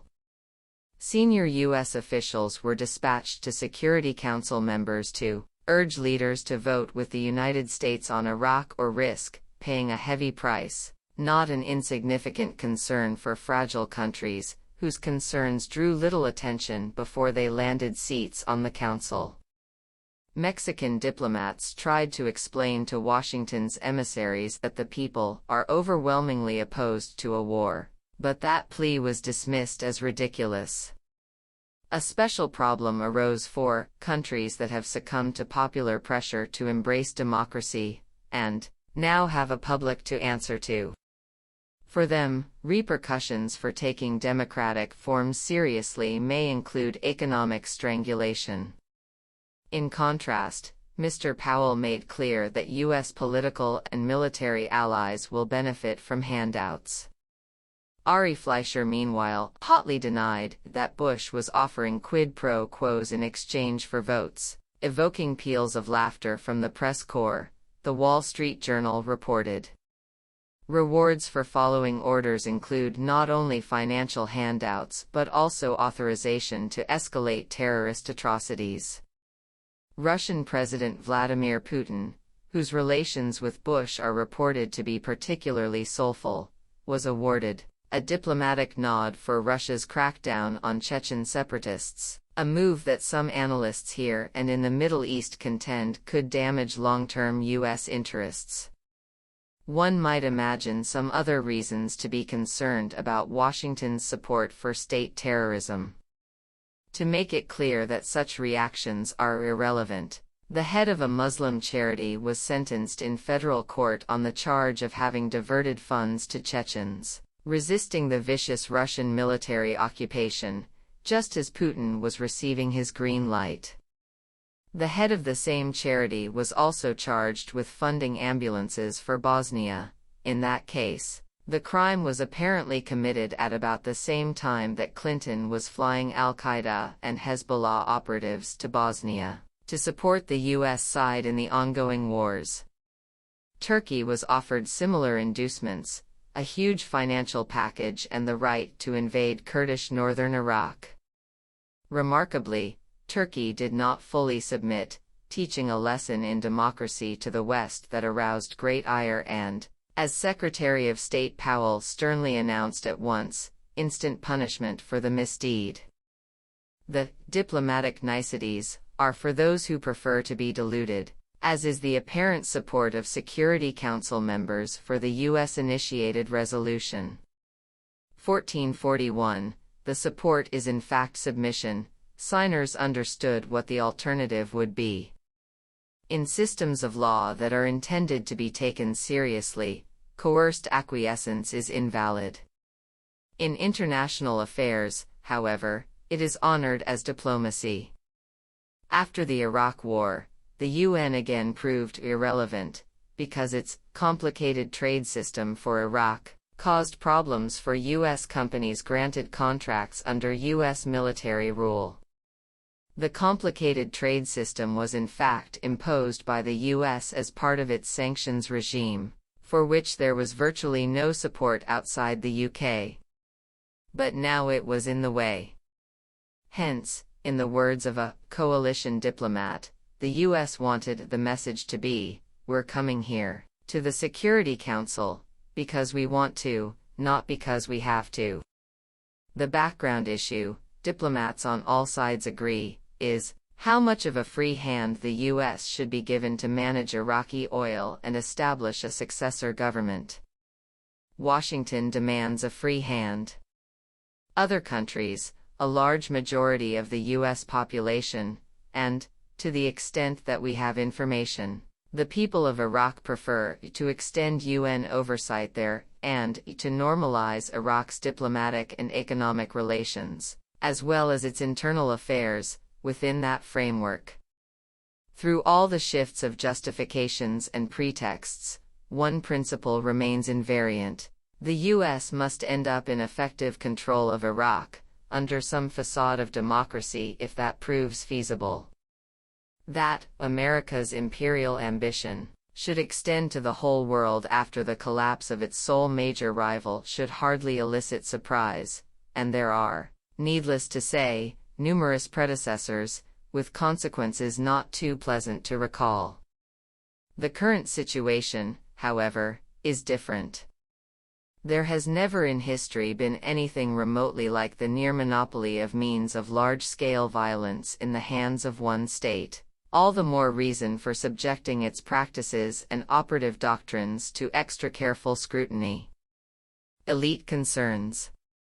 Within establishment circles, there has been considerable concern that America's imperial ambition is a serious threat even to its own population. Their alarm reached new heights as the Bush administration declared itself to be a revisionist state that intends to rule the world permanently, becoming, some felt, a menace to itself and to mankind, under the leadership of radical nationalists aiming for unilateral world domination through absolute military superiority. Many others within the mainstream spectrum have been appalled by the adventurism and arrogance of the radical nationalists, who have regained the power they wielded through the 1980s, but now operate with fewer external constraints. The concerns are not entirely new. During the Clinton years, the prominent political analyst Samuel Huntington observed that for much of the world the U.S. is becoming the rogue superpower, considered the single greatest external threat to their societies. Robert Jervis, then president of the American Political Science Association, warned that, in the eyes of much of the world, in fact, the prime rogue state today is the United States. Like others, they anticipated that coalitions might arise to counterbalance the rogue superpower, with threatening implications. Several leading figures of the foreign policy elite have pointed out that the potential targets of America's imperial ambition are not likely simply to await destruction. They know that the United States can be held at bay only by deterrence, Kenneth Waltz has written, and that weapons of mass destruction are the only means to deter the United States. Washington's policies are therefore leading to proliferation of WMD, Waltz concludes, tendencies accelerated by its commitment to dismantle international mechanisms to control the resort to violence. These warnings were reiterated as Bush prepared to attack Iraq. One consequence, according to Stephen Miller, is that others are likely to draw the conclusion that weapons of mass destruction are necessary to deter American intervention. Another well-known specialist warned that the general strategy of preventive war is likely to provide others with overwhelming incentives to wield weapons of terror and mass destruction as a deterrent to the unbridled use of American power. Many have noted the likely impetus to Iranian nuclear weapons programs. And there is no question that the lesson that the North Koreans have learned from Iraq is that it needs a nuclear deterrent, Selig Harrison commented.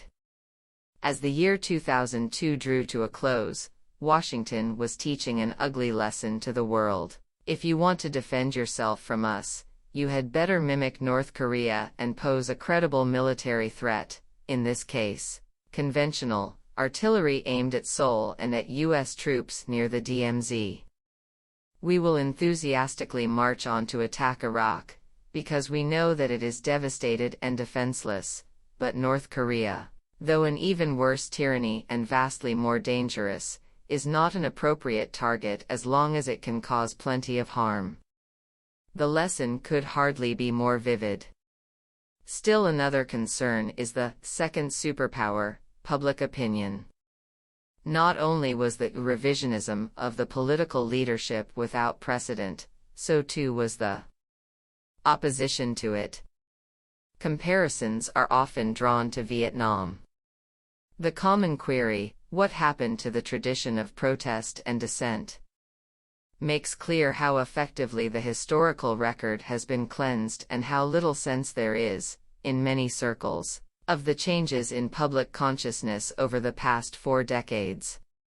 An accurate comparison is revealing. In 1962, public protest was non-existent, despite the announcement that year that the Kennedy administration was sending the U.S. Air Force to bomb South Vietnam, as well as initiating plans to drive millions of people into what amounted to concentration camps, and launching chemical warfare programs to destroy food crops and ground cover.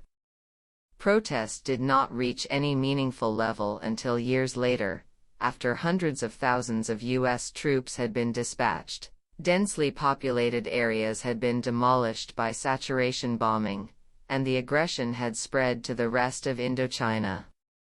By the time protest became significant, the bitterly anti-communist military historian and Indochina specialist Bernard Fall had warned that Vietnam as a cultural and historic entity is threatened with extinction as the countryside literally dies under the blows of the largest military machine ever unleashed on an area of this size.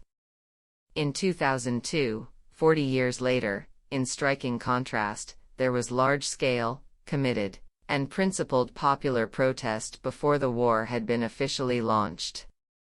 Absent the fear and illusion about Iraq that were unique to the U.S., pre-war opposition would probably have reached much the same levels as elsewhere.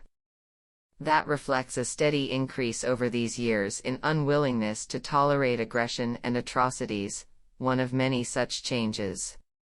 The leadership is well aware of these developments.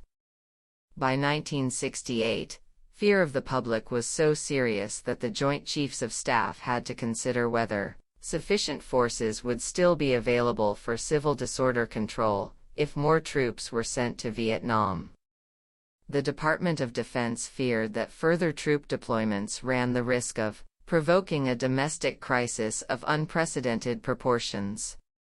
The Reagan administration at first tried to follow Kennedy's South Vietnam model in Central America, but backed down in the face of an unanticipated public reaction that threatened to undermine more important components of the policy agenda, turning instead to clandestine terror, clandestine in the sense that it could be more or less concealed from the general public.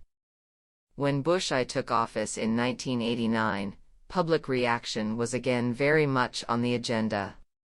Incoming administrations typically commission a review of the world situation from the intelligence agencies. These reviews are secret, but in 1989 a passage was leaked concerning cases where the U.S. confronts much weaker enemies. The analysts advised that the U.S. must defeat them decisively and rapidly. Any other outcome would be embarrassing and might undercut political support, understood to be thin. We are no longer in the 1960s, when the population would tolerate a murderous and destructive war for years without visible protest. The activist movements of the past 40 years have had a significant civilizing effect in many domains. By now, the only way to attack a much weaker enemy is to construct a propaganda offensive depicting it as an imminent threat, or perhaps engaged in genocide, with confidence that the military campaign will scarcely resemble an actual war. Elite concerns extend to the impact of Bush administration radical nationalists on world public opinion, which was overwhelmingly opposed to their war plans and militant posturing. These have surely been factors in the general decline of trust in leadership revealed by a World Economic Forum poll, released in January 2003. According to the poll, only NGO leaders had the trust of a clear majority, followed by UN and spiritual/religious leaders, then leaders of Western Europe and economic managers, and right below them, corporate executives. Far below, at the very bottom, were the leaders of the United States.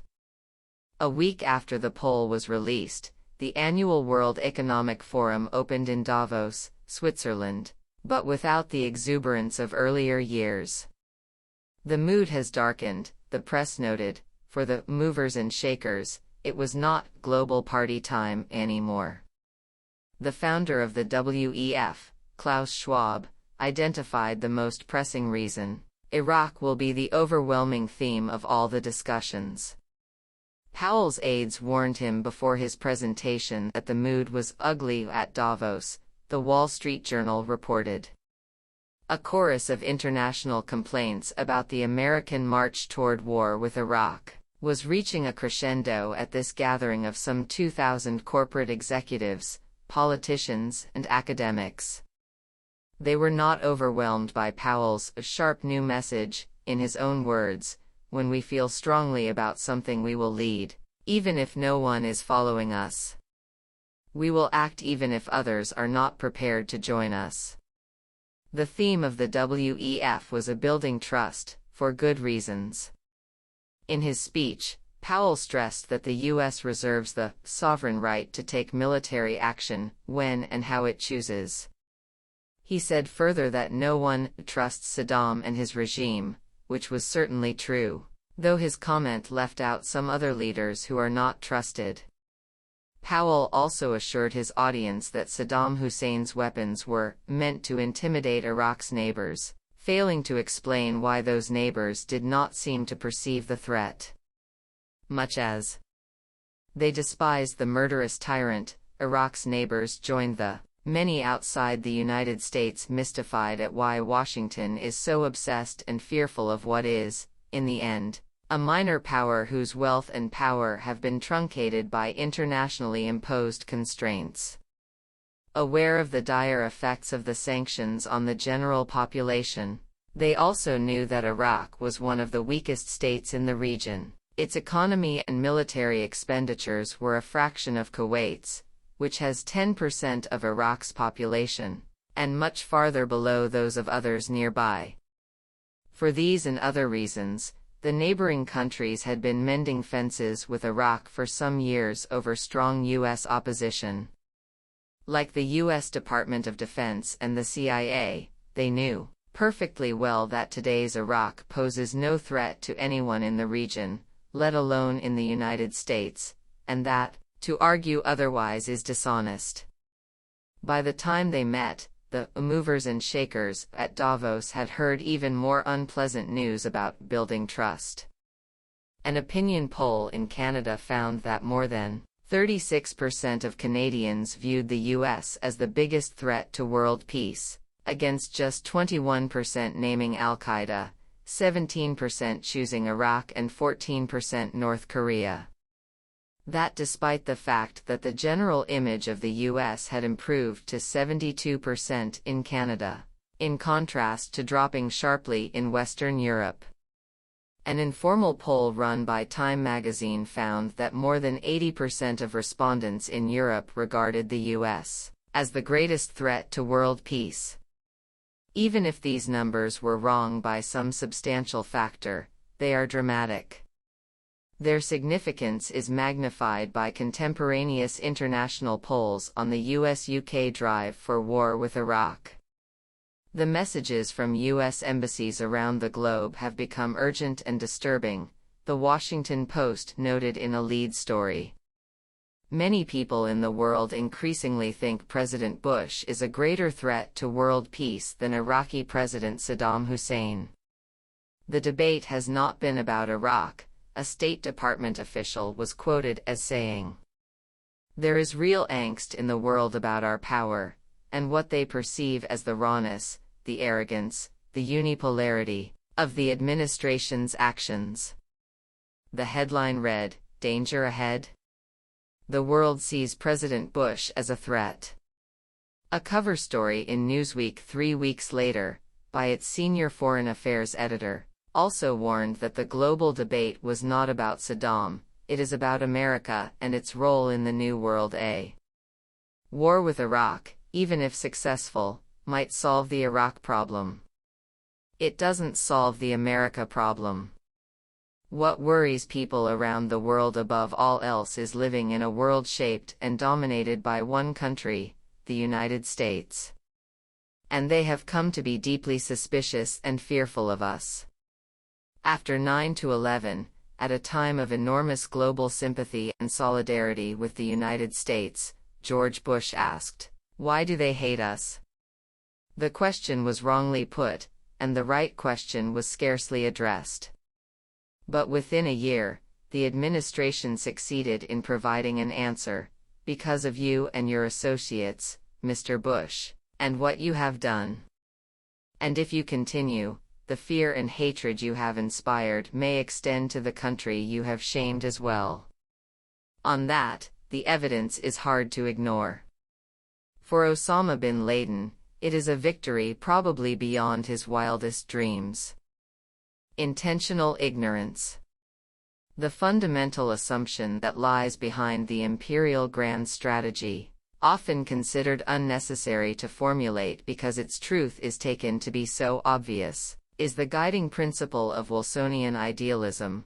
We, at least the circles who provide the leadership and advise them, are good, even noble.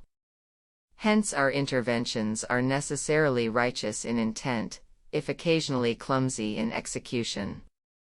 In Wilson's own words, we have elevated ideals, and are dedicated to stability and righteousness, and it is only natural, then, as Wilson wrote in justifying the conquest of the Philippines, that our interest must march forward. Altruists though we are, other nations must see to it that they stand off, and do not seek to stay us. In the contemporary version, there is a guiding principle that defines the parameters within which the policy debate occurs, a consensus so broad as to exclude only tattered remnants on the right and left, and so authoritative as to be virtually immune to challenge. The principle is America as historical vanguard. History has a discernible direction and destination. Uniquely among all the nations of the world, the United States comprehends and manifests history's purpose.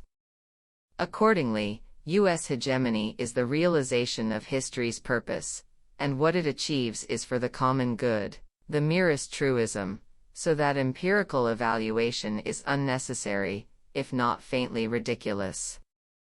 The primary principle of foreign policy, rooted in Wilsonian idealism and carried over from Clinton to Bush too, is the imperative of America's mission as the vanguard of history, transforming the global order and, in doing so, perpetuating its own dominance, guided by the imperative of military supremacy, maintained in perpetuity and projected globally.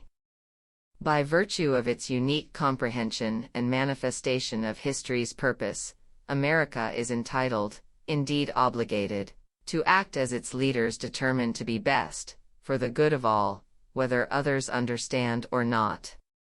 And like its noble predecessor and current junior partner, Great Britain, America should not be deterred in realizing history's transcendent purpose, even if it is held up to obloquy by the foolish and resentful, as was its predecessor in global rule, according to its most prestigious advocates. To still any qualms that might arise, it suffices to refresh our understanding that Providence summons Americans to the task of reforming global order, the Wilsonian tradition, to which all recent occupants of the Oval Office, regardless of party, have adhered, as have, commonly, their predecessors, their counterparts elsewhere, and their most reviled enemies, with required change of names.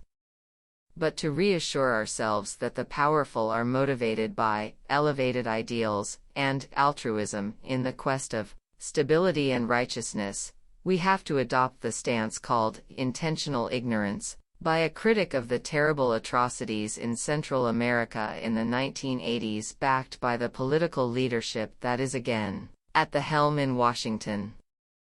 Adopting that stance, not only can we tidy up the past, conceding the inevitable flaws that accompany even the best of intentions, but more recently, since the advent of the new norm of humanitarian intervention, we can even go on to portray U.S. foreign policy as having entered a noble phase, with a saintly glow.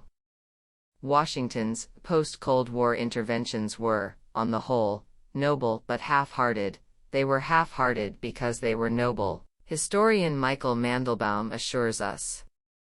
Perhaps we are even too saintly. We must beware of granting idealism a near-exclusive hold on our foreign policy, more sober voices warn, thus neglecting our own legitimate interests in our dedicated service to others. Somehow, Europeans have failed to understand the unique idealism of American leaders. How can this be, since it is the merest truism? Max Boot suggests an answer. Europe has often been driven by avarice, and the cynical Europeans cannot comprehend the strain of idealism that animates U.S. foreign policy. After 200 years, Europe still hasn't figured out what makes America tick. Their ineradicable cynicism leads Europeans to attribute base motives to Washington, and to fail to join its noble ventures with sufficient enthusiasm. Another respected historian and political commentator, Robert Kagan, offers a different explanation. Europe's problem is that it is consumed with paranoid, conspiratorial anti-Americanism, which has reached a fevered intensity, though fortunately a few figures, like Berlusconi and Aznar, brave the storm.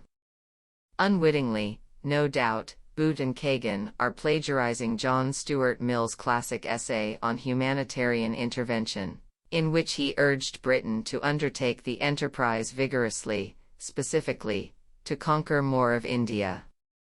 Britain must pursue this high-minded mission, Mill explained, even though it will be held up to obloquy on the continent.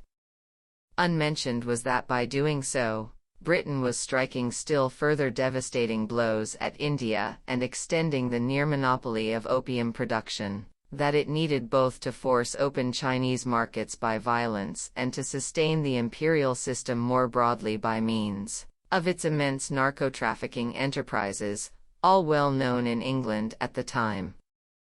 But such matters could not be the source of the obloquy. Rather, Europeans are exciting odium against us, Mill wrote, because they are unable to comprehend that England is truly a novelty in the world, a remarkable nation that acts only in the service of others. It is dedicated to peace, though if the aggressions of barbarians force it to a successful war, it selflessly bears the cost while the fruits it shares in fraternal equality with the whole human race, including the barbarians it conquers and destroys for their own benefit. England is not only peerless but near perfect, in Mill's view, with no aggressive designs, desiring no benefit to itself at the expense of others. Its policies are blameless and laudable. England was the 19th century counterpart of the idealistic New World bent on ending inhumanity, motivated by pure altruism and uniquely dedicated to the highest principles and values, though also sadly misunderstood by the cynical or perhaps paranoid Europeans. Mill's essay was written as Britain engaged in some of the worst crimes of its imperial reign. It is hard to think of a more distinguished and truly honorable intellectual, or a more disgraceful example of apologetic for terrible crimes. Such facts might inspire some reflection as Boot and Kagan illustrate Marx's dictum about tragedy replayed as farce. It is also worth recalling that the record of continental imperialism is even worse, and the rhetoric that accompanied it no less glorious, as when France gained Mill's approval by carrying out its civilizing mission in Algeria, while exterminating the indigenous population, the French Minister of War declared. Kagan's concept of anti-Americanism, while conventional, also merits reflection. In such pronouncements, the term anti-American and its variants, hating America, and the like, are regularly employed to defame critics of state policy who may admire and respect the country, its culture, and its achievements, indeed think it is the greatest place on earth. Nevertheless, they hate America and are anti-American, on the tacit assumption that the society and its people are to be identified with state power. This usage is drawn directly from the lexicon of totalitarianism. In the former Russian Empire, dissidents were guilty of anti-Sovietism. Perhaps critics of Brazil's military dictatorship were labeled anti-Brazilian.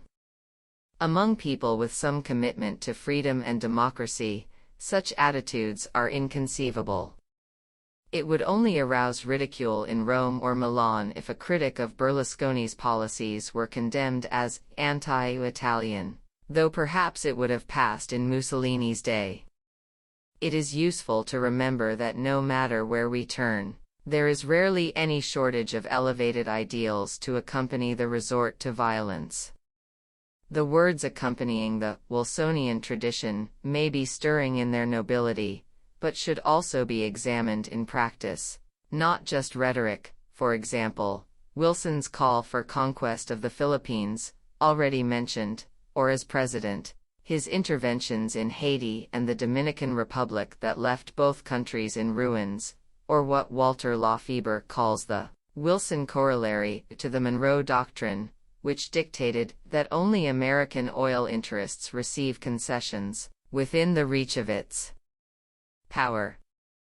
The same is true of the worst tyrants. In 1990, Saddam Hussein warned Kuwait of possible retribution for actions that were undermining Iraq's battered economy after Iraq had protected Kuwait during the war with Iran. But he assured the world that he wanted not permanent fighting, but permanent peace and a dignified life. In 1938, President Roosevelt's close confidant Sumner Welles praised the Munich Agreement with the Nazis and felt that it might lead to a new world order based upon justice and upon law. Shortly after, they carried the project forward by occupying parts of Czechoslovakia, while Hitler explained that they were filled with earnest desire to serve the true interests of the peoples dwelling in this area, to safeguard the national individuality of the German and Czech peoples, and to further the peace and social welfare of all. Mussolini's concerns for the liberated populations of Ethiopia were no less exalted. The same was true of Japan's aims in Manchuria and North China and its sacrifices to create an earthly paradise for the suffering people and to defend their legitimate governments from communist bandits. What could be more moving than Japan's exalted responsibility to establish a new order in 1938 to ensure the permanent stability of East Asia based on mutual aid of Japan, Manchuria, and China in political, economic, and cultural fields, their joint defense against communism, and their cultural, economic, and social progress. After the war, interventions were routinely declared to be humanitarian, or in self-defense and therefore in accord with the UN Charter. For example, Russia's murderous invasion of Hungary in 1956, justified by Soviet lawyers on the grounds that it was undertaken at the invitation of the government of Hungary as a defensive response to foreign funding of subversive activities and armed bands within Hungary for purposes of overthrowing the democratically elected government, or, with comparable plausibility, the U.S. attack against South Vietnam a few years later, undertaken in collective self-defense against internal aggression by the South Vietnamese and their assault from the inside, Adlai Stevenson and John F. Kennedy, respectively. We need not assume that these protestations are disingenuous, no matter how grotesque they may be. Often one finds the same rhetoric in internal documents, where there is no obvious reason to dissemble. For example, the argument by Stalin's diplomats that to create real democracies, some outside pressure would be necessary. We should not hesitate to use this kind of interference into the domestic affairs of other nations, since democratic government is one of the main guarantees of durable peace. Others agree, doubtless with no less sincerity, urging that we should not hesitate before police repression by the local government. This is not shameful since the communists are essentially traitors.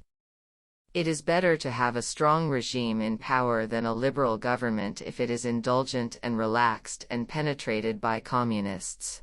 George Kennan, in this case, briefing U.S. ambassadors in Latin America on the need to be guided by a pragmatic concern for the protection of our raw materials, ours, wherever they happen to be located, to which we must preserve our inherent right of access, by conquest if necessary, in accord with the ancient law of nations. It requires a heavy dose of intentional ignorance and loyalty to power to delete from memory the human consequences of instituting and sustaining strong regimes. The same talents are needed to sustain faith in the appeal to national security invoked to justify the use of force, a pretext that can rarely be upheld for any state, on inspection of the historical and documentary record. As these few examples illustrate, even the harshest and most shameful measures are regularly accompanied by profession of noble intent. An honest look would only generalize Thomas Jefferson's observation on the world situation of his day. We believe no more in Bonaparte's fighting merely for the liberties of the seas, than in Great Britain's fighting for the liberties of mankind. The object is the same: to draw to themselves the power, the wealth, and the resources of other nations. A century later, Woodrow Wilson's Secretary of State, Robert Lansing, who also appears to have had few illusions about Wilsonian idealism, commented scornfully on how willing the British, French, or Italians are to accept a mandate from the League of Nations, as long as there are mines, oil fields, rich grain fields, or railroads that will make it a profitable undertaking. These unselfish governments declare that mandates must be accepted for the good of mankind. They will do their share by administering the rich regions of Mesopotamia, Syria, etc. The proper assessment of these pretensions is so manifest that it is almost an insult to state it. And manifest indeed it is, when declarations of noble intent are proffered by others. For oneself, different standards apply. One may choose to have selective faith in the domestic political leadership, adopting the stance that Hans Morgenthau, one of the founders of modern international relations theory, condemned as our conformist subservience to those in power, the regular stance of most intellectuals throughout history. But it is important to recognize that profession of noble intent is predictable, and therefore carries no information, even in the technical sense of the term. Those who are seriously interested in understanding the world will adopt the same standards whether they are evaluating their own political and intellectual elites or those of official enemies. One might fairly ask how much would survive this elementary exercise of rationality and honesty. It should be added that there are occasional departures from the common stance of subordination to power on the part of the educated classes. Some of the most important current illustrations are to be found in two countries whose harsh and repressive regimes have been sustained by U.S. military aid, Turkey and Colombia. In Turkey, prominent writers, journalists, academics, publishers, and others not only protest atrocities and draconian laws but also carry out regular civil disobedience, facing and sometimes enduring severe and prolonged punishment. In Colombia, courageous priests, academics, human rights and union activists, and others face the constant threat of assassination in one of the world's most violent states. Their actions should elicit humility and shame among their Western counterparts, and would if the truth were not veiled by the intentional ignorance that makes a crucial contribution to ongoing crimes. Chapter 3. The New Era of Enlightenment. The final years of the millennium witnessed a display of exuberant self-adulation that may even have surpassed its none too glorious predecessors, with odd acclaim for the leaders of an idealistic new world bent on ending inhumanity, dedicated to principles and values, for the first time in history. An era of enlightenment and benevolence was upon us, in which the civilized nations, led by the United States, then, at the height of its glory, acted out of altruism and moral fervor in pursuit of exalted ideals. Such a shift would be a comforting development indeed. But to join the chorus of self-congratulation, we would need to overlook some recalcitrant facts.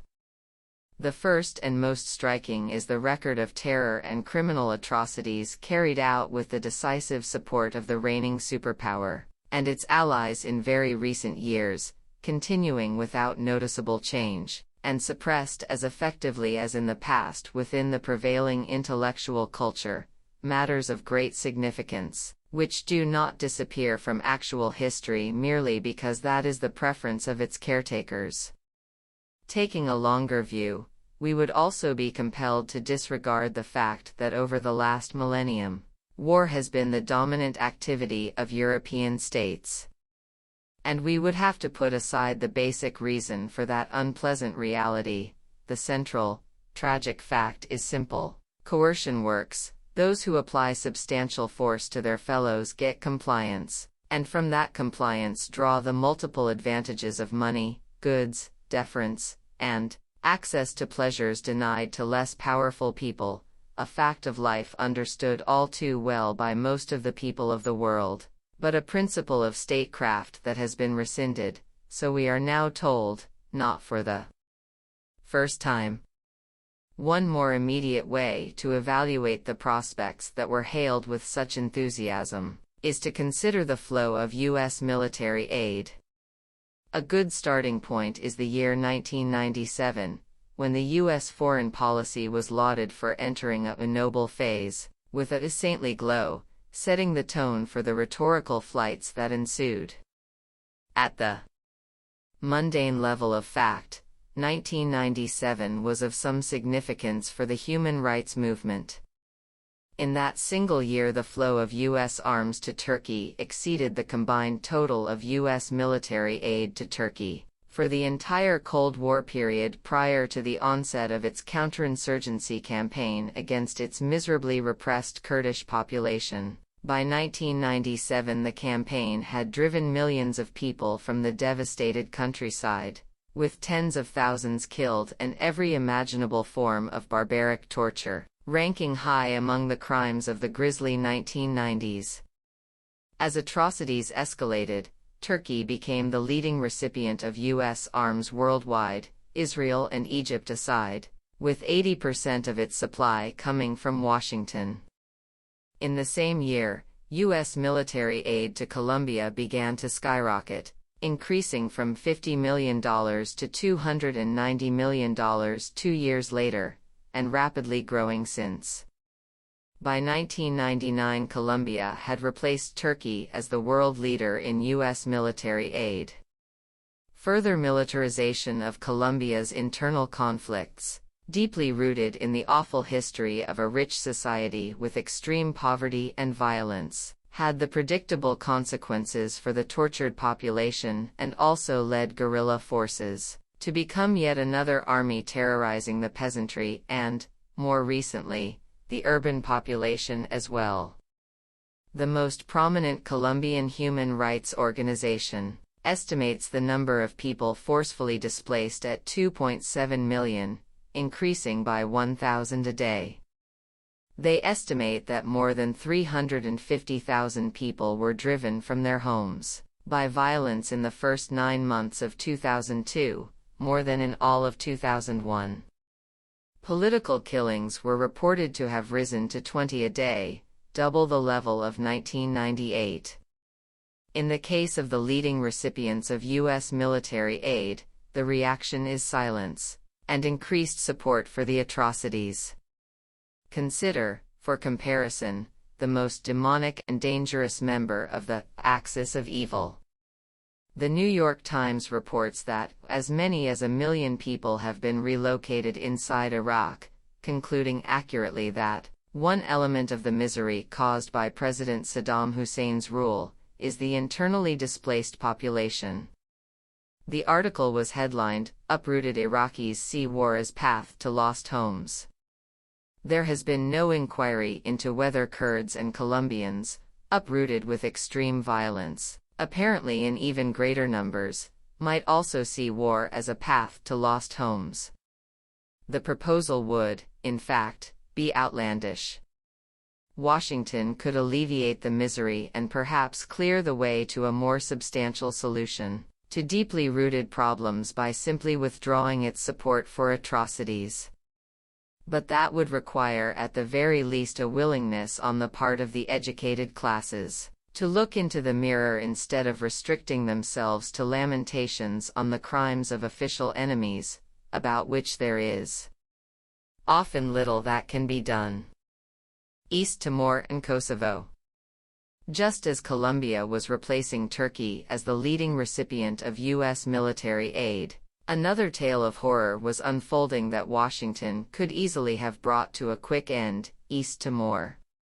In 1999, Indonesia escalated the atrocities in the territory they had invaded in 1975, killing perhaps 200,000 people with the military and diplomatic support of the US and Britain, assisted by intentional ignorance.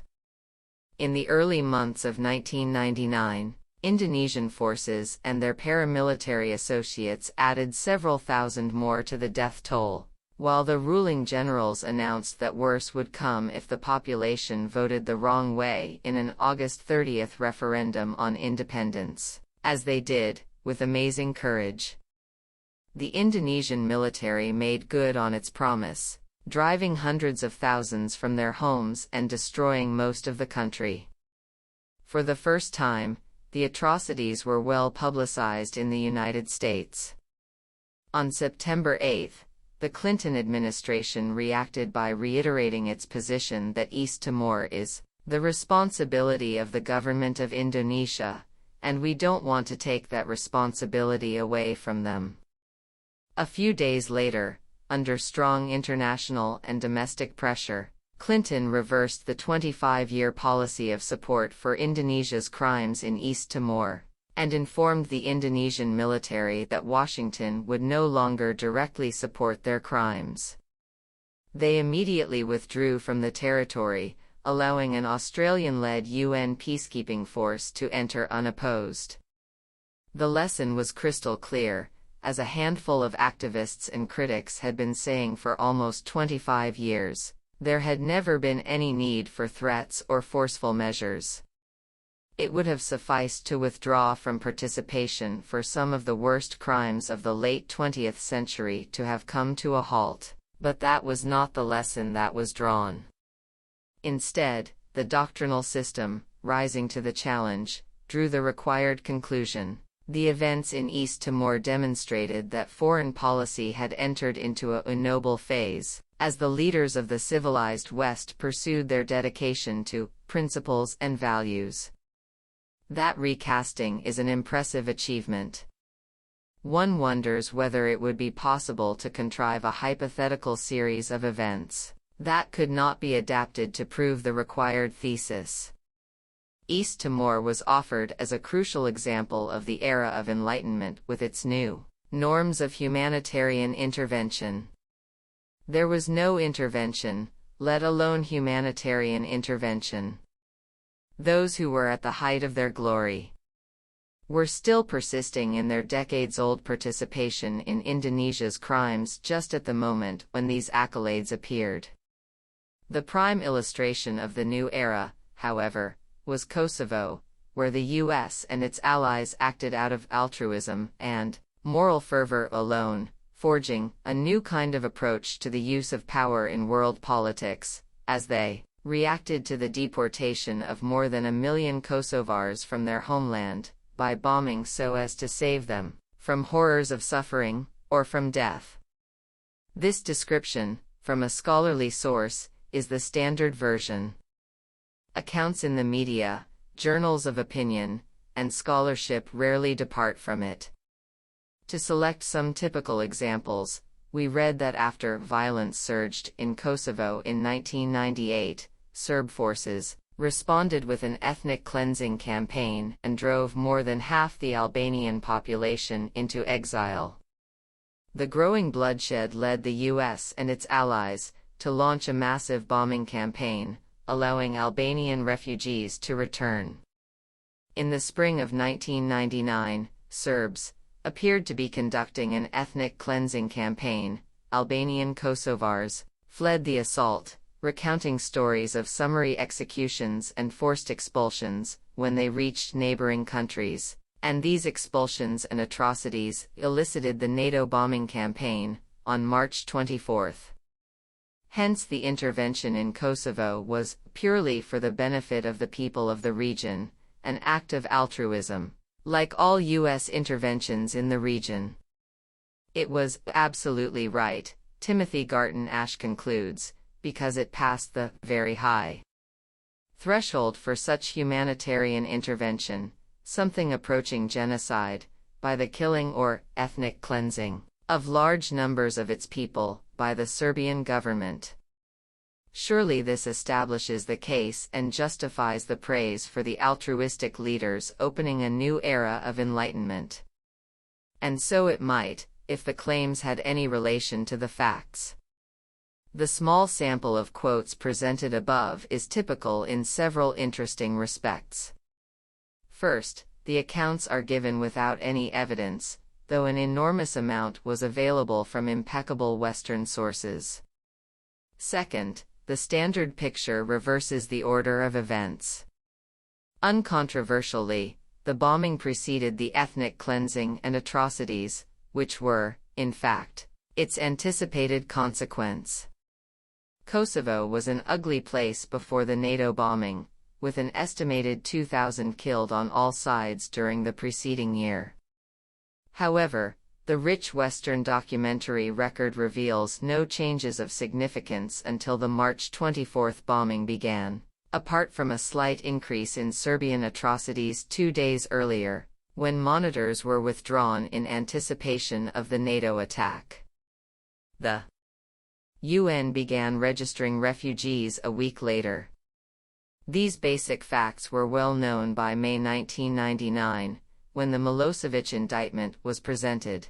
It detailed a series of terrible crimes, which had, however, virtually without exception taken place after the bombing. On March 24, as the bombing began, British Defence Minister George Robertson, later NATO Secretary-General, testified before the House of Commons that until mid-January 1999, the Kosovo Liberation Army, KLA, was responsible for more deaths in Kosovo than the Serbian authorities had been.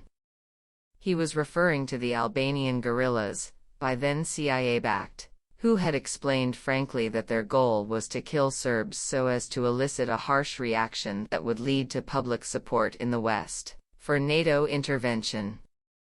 A subsequent parliamentary inquiry revealed that Foreign Secretary Robin Cook had told the House on January 18 that the KLA had committed more breaches of the ceasefire, and until this weekend was responsible for more deaths than the Yugoslav security forces. Robertson and Cook are specifically referring to a massacre carried out by the security forces at Rakek on January 15, in which 45 people were reported killed. But since Western documentation reveals no notable change in the distribution of violence after Rakek, their conclusions, if valid in mid-January, essentially remained so in late March. It was clear at the time that such massacres were of no concern to the US or UK leadership. Thus, the Liquica massacre in East Timor shortly after was apparently far worse, was only one of many, and had no pretext of self-defense. Still, this and other massacres led to no change in US-UK support for the Indonesian invaders. Putting aside such selective concerns, however, the voluminous Western evidence does not reveal any significant shift in Kosovo before the bombing. Serious scholarship reaches similar conclusions. Nicholas Wheeler, who does not invert the chronology, estimates that Serbs had killed 500 Albanians before the NATO bombing, implying that 1,500 had been killed by the KLA. Nevertheless, he concludes that bombing Serbia was a genuine case of humanitarian intervention because, though only a few hundred Albanians were killed prior to the bombing, intelligence points to this as a precursor to a major campaign of killing and ethnic cleansing. Again, no credible sources are provided. This is one of the few serious attempts to provide any justification for the NATO bombing apart from the inverted chronology. On March 27, 3 days after the bombing of Serbia began, NATO commander Wesley Clark informed the press that the vicious Serbian reaction was entirely predictable. He added that it had been fully anticipated and was not in any way a concern of the political leadership. In his memoirs, Clark reports that on March 6 he had informed Secretary of State Madeleine Albright that if NATO proceeded to bomb Serbia, almost certainly, the Serbs would attack the civilian population, and NATO would be able to do nothing to prevent that reaction on the ground. Reviewing Clark's book, Michael Ignatieff recognizes that according to the NATO commander, the really decisive impulse, propelling the NATO bombing campaign, was not Milosevic's human rights violations in Kosovo before March 1999, nor was it his wholesale eviction after the bombing began. What mattered most was the need to impose NATO's will on a leader whose defiance, first in Bosnia and then in Kosovo, was undermining the credibility of American and European diplomacy and of NATO's willpower. That the primary concern was the credibility of the masters had already been made clear by Clinton and Blair. The point was reiterated in Defense Secretary William Cohen's subsequent report to Congress, once the usual chronological falsifications are disregarded, and it is confirmed by Clark's memoirs.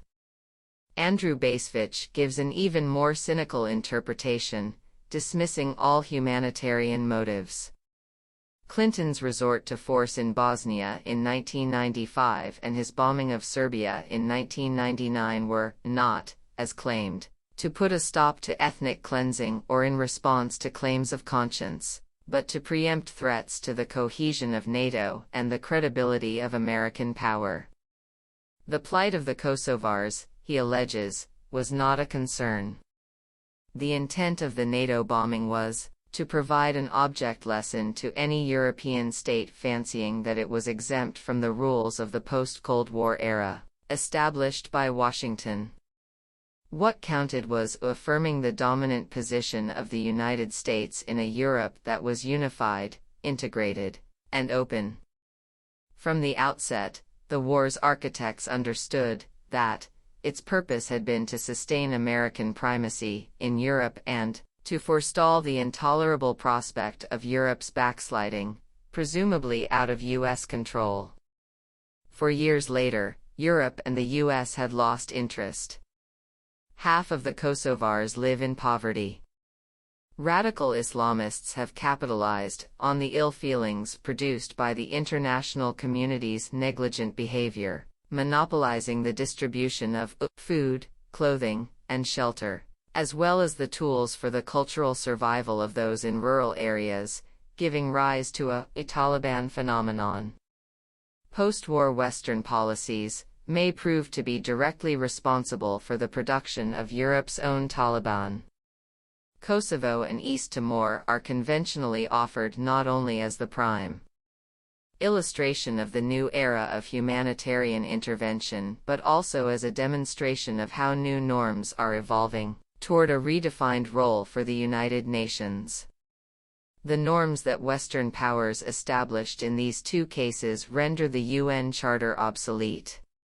With these norms established, it becomes legitimate to invade a country without Security Council authorization. As approvingly noted by the dean of the Woodrow Wilson School of Public and International Affairs at Princeton, that is the lesson that the United Nations and all of us should draw from the invasion of Iraq, firmly grounded in the new norms. The record suggests that we should draw rather different lessons about how norms are established by the powerful to provide justification for their claimed sovereign right to take military action at will, Colin Powell, and how even very recent history can be reconstructed by well-functioning doctrinal systems.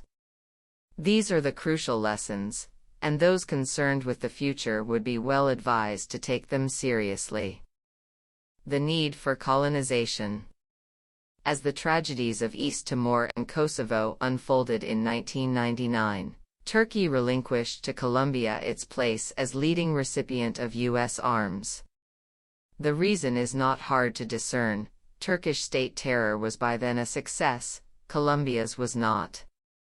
Throughout the 1990s and the new era of Enlightenment, Colombia had by far the worst human rights record in the Western Hemisphere and was at the same time, by far the hemisphere's leading recipient of U.S. arms and military training, a correlation that is well established and would be of no slight concern if it were known outside of scholarship and dissident circles. Atrocities in Colombia include displacement of the population through chemical warfare, called fumigation, under the guise of a drug war that is hard to take seriously. One of the leading academic authorities notes that a provocative case can be made that U.S. drug policy contributes effectively to the control of an ethnically distinct and economically deprived underclass at home and serves U.S. economic and security interests abroad. Many criminologists and observers of the international scene regard that as a considerable understatement. The analysis helps explain why the U.S.-sponsored actions are carried out with ever greater enthusiasm and zeal, even as they increasingly fail to achieve the alleged goal of dealing with domestic drug use, and why measures that are known to be far more effective, specifically prevention and treatment, are scarcely funded.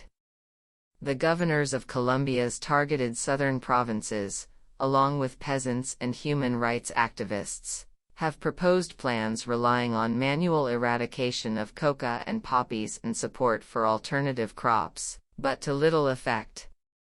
Meanwhile, the land is poisoned by fumigation, children die, and the uprooted and scattered victims suffer from sickness and injury. Peasant agriculture is based on a rich tradition of knowledge and experience gained over many centuries, commonly passed on from mother to daughter. Though a remarkable human achievement, it is very fragile and can be destroyed forever in a single generation. It is being destroyed, and along with it, some of the richest biodiversity in the world. Campesinos, indigenous people, and Afro-Colombians are now joining the millions in rotting slums and camps. And with the people gone, multinationals can strip the mountains for coal, extract oil and other resources, and probably convert what is left of the land to ranching by the rich or agro-export in an environment shorn of its treasures and variety. Informed analysts and observers describe Washington's fumigation programs as another stage in the historical process of driving poor peasants from the land for the benefit of foreign investors and Colombian elites. Like many other centers of turmoil and state terror, Colombia is part of an important oil-producing region, and a significant producer itself. Much the same is true of Chechnya, Western China, the Central Asian dictatorships, and other places where state violence was intensified after 9/11 on the pretext of a war on terror, and with the expectation that there would be a nod from Washington. Human rights organizations and the State Department agree that the overwhelming majority of atrocities in Colombia can be attributed to the military and paramilitaries, the 6th Division of the 5-division Colombian Army, because of their close links, according to Human Rights Watch. The proportion of atrocities attributed to the paramilitaries has been increasing as crimes are privatized in accord with neoliberal practice, a familiar development elsewhere as well. Serbia used private militias in the former Yugoslavia, as did Indonesia in East Timor, and Turkey in the southeast, and many other places. There is a corresponding privatization of international atrocities. Fumigation is being taken over by private companies consisting of U.S. military officers under contract to the Pentagon, also a pattern that is worldwide, and useful for evading accountability. Even if one were to give credence to the U.S. arguments in favor of the drug war, the underlying assumptions are scandalous. Imagine the reaction to a proposal that Colombia or China should undertake fumigation programs in North Carolina to destroy government-subsidized crops used for more lethal products, which, furthermore, they not only must import at risk of trade sanctions, but for which they must allow advertising aimed at vulnerable populations. There is a new and highly regarded literary genre inquiring into the cultural defects that keep us from responding properly to the crimes of others. An interesting question, no doubt, though by any reasonable standard it ranks well below a different one. Why do we persist in our own crimes, either directly or through crucial support for murderous clients? It is instructive to ask how often, or how accurately, one finds reference to Turkey, Colombia, East Timor, and many similar examples in the contemporary literature on the flaws in our character. There is much self-congratulation about the new, ruling ideology, in the moral universe of the enlightened states, grounded in the principle that all states have a responsibility to protect their citizens. If their leaders are unable or unwilling to do so, they render their countries liable to military intervention, authorized by the Security Council or, failing that, as in the case of Kosovo, by individual countries in conscience-shocking situations. Atrocities comparable to or much worse than anything charged to Milosevic in Kosovo before the NATO bombing were not conscience-shocking when responsibility traced back home, as it often did, and even when the crimes took place within, not just near, the borders of NATO. In the case of Turkey, conscience-shocking situations went virtually unheeded in the United States until the moment in early 2003 when the Turkish government defied Washington's demands and followed the wishes of 95% of its population by refusing to allow an attack on Iraq from its borders. At that point, one began to read about Turkey's ghastly record of torturing, killing, and disappearing Turkish Kurds and destroying more than 3,000 of their villages, with citations from human rights organizations reiterating what they had reported in far more detail years before, while the crimes were in progress, thanks to U.S. aid, and could easily have been stopped. To this day, the decisive U.S. role remains under wraps.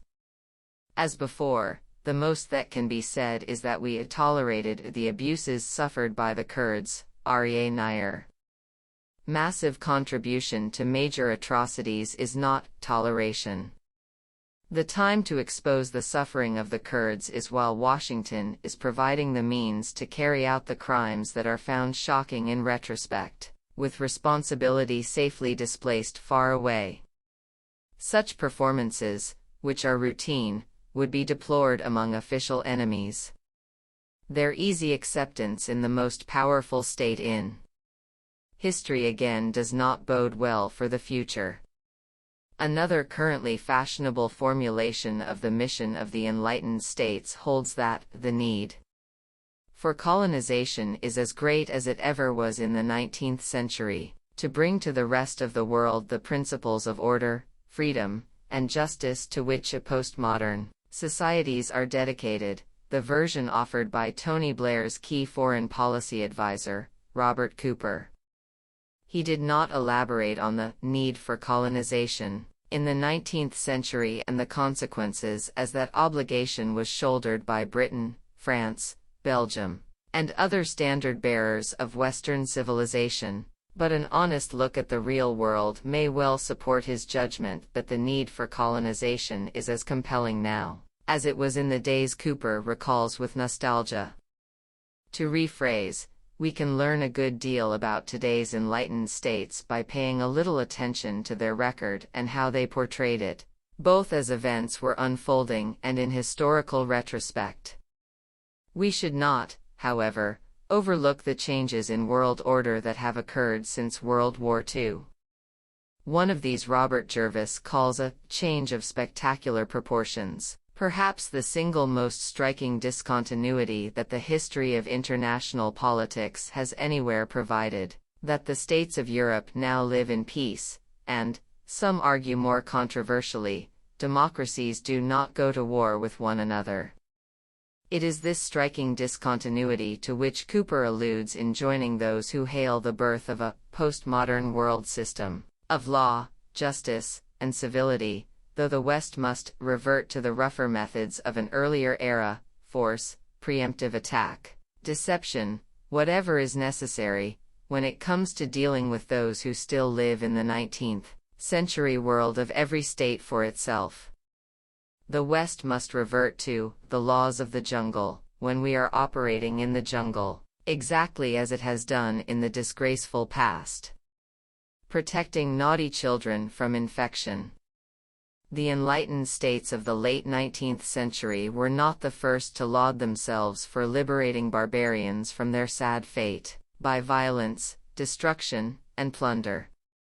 They were drawing from a rich tradition of distinguished leaders who were troubled by the rising flood of evil doctrines and pernicious examples, and asked, what would become of our religious and political institutions, of the moral force of our governments, and of that conservative system which has saved us from complete dissolution, if the contagion and the invasion of vicious principles is not deterred or overcome. In expressing these concerns, the Tsar and Metternich were referring to the pernicious doctrines of republicanism and popular self-rule, spread by the apostles of sedition in the New World. In the rhetoric of contemporary planners, a rotten apple that might spoil the barrel, a domino that might topple others. The contagion of these doctrines, they warned, crosses the seas, and often appears with all the symptoms of destruction which characterize it, in places where not even any direct contact, any relation of proximity might give ground for apprehension. Worse yet, the apostles of sedition had just announced their intention to expand their dominion by proclaiming the Monroe Doctrine, a species of arrogance, peculiarly American and inexcusable, as Bismarck later described it. Bismarck did not have to await the era of Wilsonian idealism to learn the meaning of the Monroe Doctrine, explained by Secretary of State Robert Lansing to President Wilson, who found his description unanswerable, though advising that it would be impolitic to let it reach the public. In its advocacy of the Monroe Doctrine, the United States considers its own interests. The integrity of other American nations is an incident, not an end. While this may seem based on selfishness alone, the author of the doctrine had no higher or more generous motive in its declaration. The doctrine could not yet be implemented fully because of the balance of world power, though Wilson did secure U.S. domination of the Caribbean region by force, leaving a terrible legacy that remains to this day, and was able to move somewhat beyond, driving the British enemy out of oil-rich Venezuela and supporting the vicious and corrupt dictator Juan Vicente Gómez, who opened the country to U.S. corporations. Open-door/free trade policies were instituted in the usual way, by pressuring Venezuela to bar British concessions while continuing to demand, and secure, U.S. oil rights in the Middle East, where the British and French were in the lead. By 1928, Venezuela had become the world's leading oil exporter, with U.S. companies in charge. The story continues right to the front pages of 2003. With enormous poverty in a country of rich resources and potential, yielding great wealth to foreign investors and a small sector of the population. The reach of U.S. power was still limited in Wilson's time, but as President William Howard Taft had presciently observed, the day is not far distant, when the whole hemisphere will be ours, in fact, as, by virtue of our superiority of race, it already is ours morally. Latin Americans may not understand, the Wilson administration added, but that is because they are naughty children who are exercising all the privileges and rights of grown-ups, and require a stiff hand, an authoritative hand. More gentle means should not be overlooked, however. It may be useful to pat them a little bit and make them think that you are fond of them. Secretary of State John Foster Dulles advised President Eisenhower. There are naughty children everywhere. Wilson regarded Filipinos as children, who must obey as those who are in tutelage, at least those who survived the liberation he had called for while extolling his altruism. His State Department also regarded Italians as like children, who must be led and assisted more than almost any other nation. It was therefore right and proper for his successors to offer enthusiastic support for the fine young revolution of Mussolini's fascism that crushed the thread of democracy among Italians who hunger for strong leadership and enjoy being dramatically governed. The conception remained in place through the 1930s and was revived immediately after the war.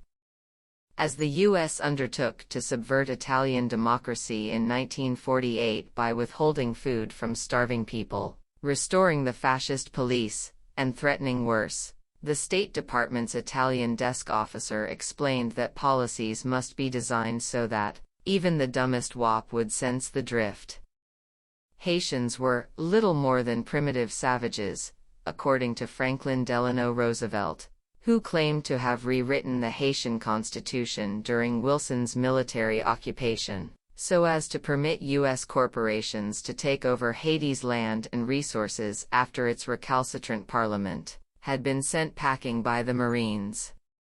When the Eisenhower administration was seeking to overthrow the newly established Castro government in Cuba in 1959, CIA Chief Allen Dulles complained that there was in Cuba no opposition to Castro who were capable of action, in part because, in these primitive countries where the sun shone, the demands of the people were far less than in the more advanced societies, so they were unaware of how much they were suffering.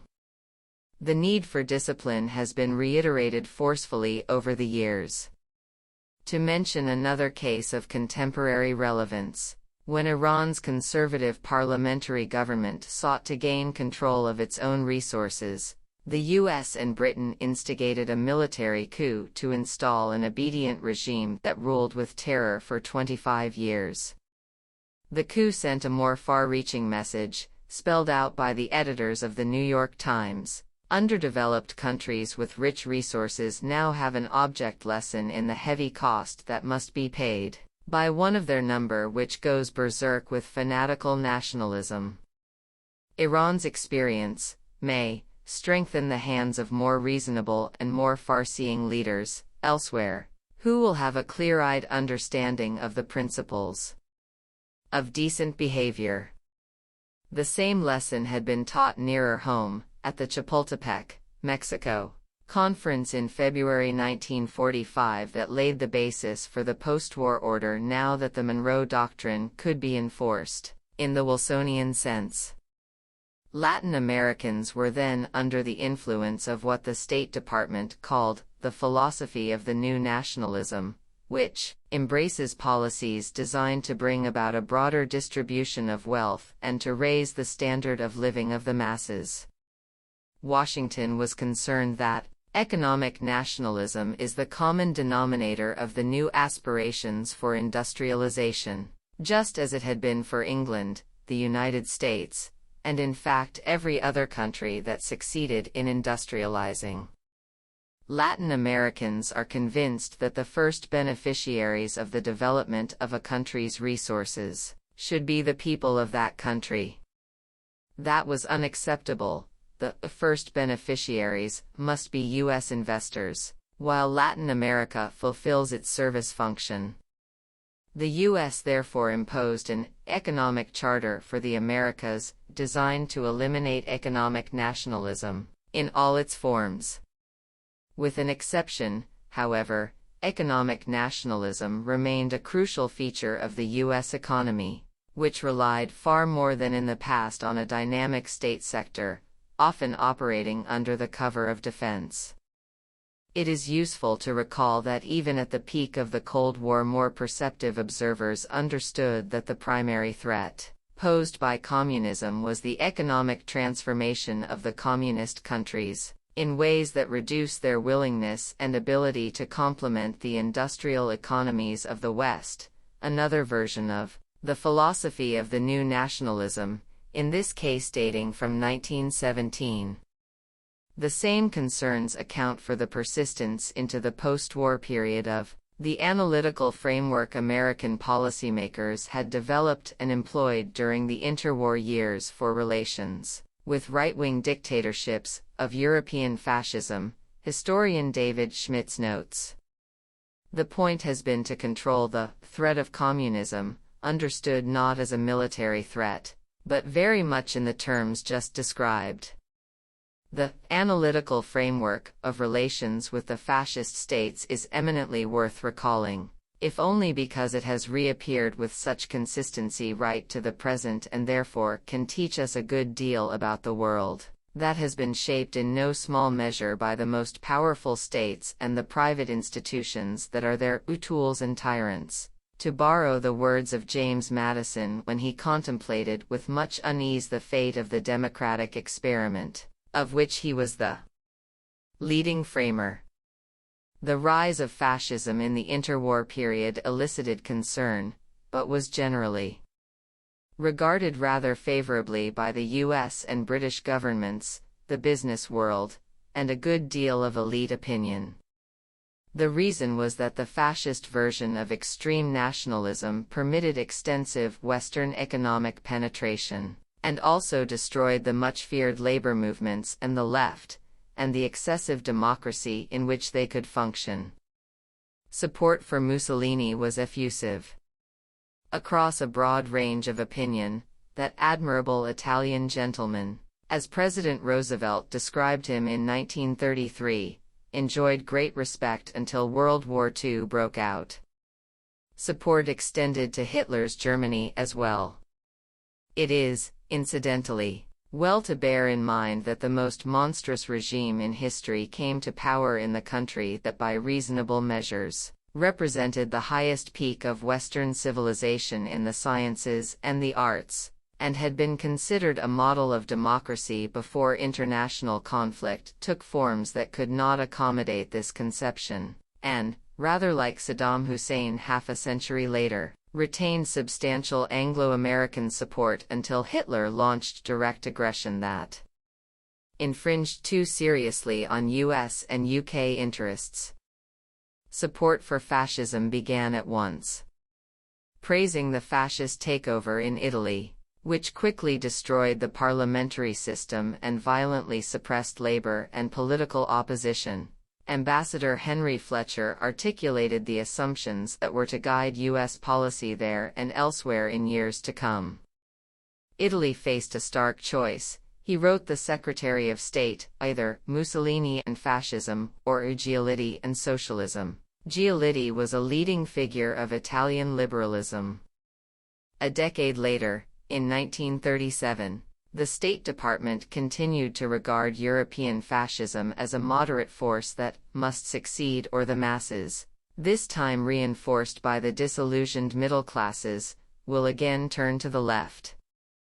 That same year, U.S. Ambassador to Italy William Phillips was greatly impressed by the efforts of Mussolini to improve the conditions of the masses, and found much evidence in favor of the fascists' view that they represent a true democracy in as much as the welfare of the people is their principal objective.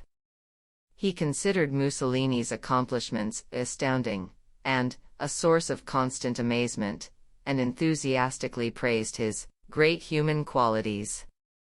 The State Department vigorously concurred, also lauding Mussolini's magnificent achievements in Ethiopia, and hailing fascism for having brought order out of chaos, discipline out of license, and solvency out of bankruptcy.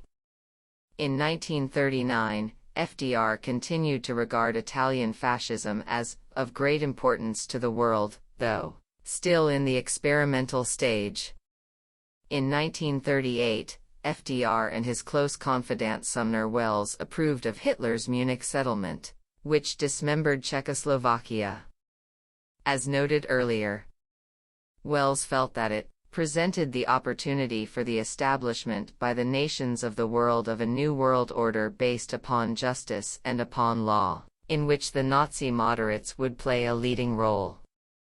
In April 1941, George Kennan wrote from his consular post in Berlin that German leaders have no wish to see other people suffer under German rule, are most anxious that their new subjects should be happy in their care, and are making important compromises to assure this benign outcome. The business world, too, was highly enthusiastic about European fascism. Investment boomed in fascist Italy. The WAPs are unwaping themselves, Fortune magazine declared in 1934. After the rise of Hitler, investment boomed in Germany for similar reasons. A stable climate had been established for business operations, with the threat of the masses contained. Until war broke out in 1939, Scott Newton writes, Britain was even more supportive of Hitler, for reasons deeply rooted in Anglo-German industrial, commercial, and financial relations, and a policy of self-preservation for the British establishment, in the face of rising popular democratic pressures. Even after the U.S. entered the war, attitudes remained ambivalent. By 1943, the U.S. and Britain had begun their efforts, which intensified after the war, to dismantle the anti-fascist resistance worldwide and restore something like the traditional order, often rewarding some of the worst war criminals with prominent roles. Reviewing the record, Schmitz points out that the ideological basis and fundamental assumptions of American policy remained remarkably consistent. Through the rest of the century, the Cold War demanded new approaches and tactics, but otherwise left interwar priorities unchanged.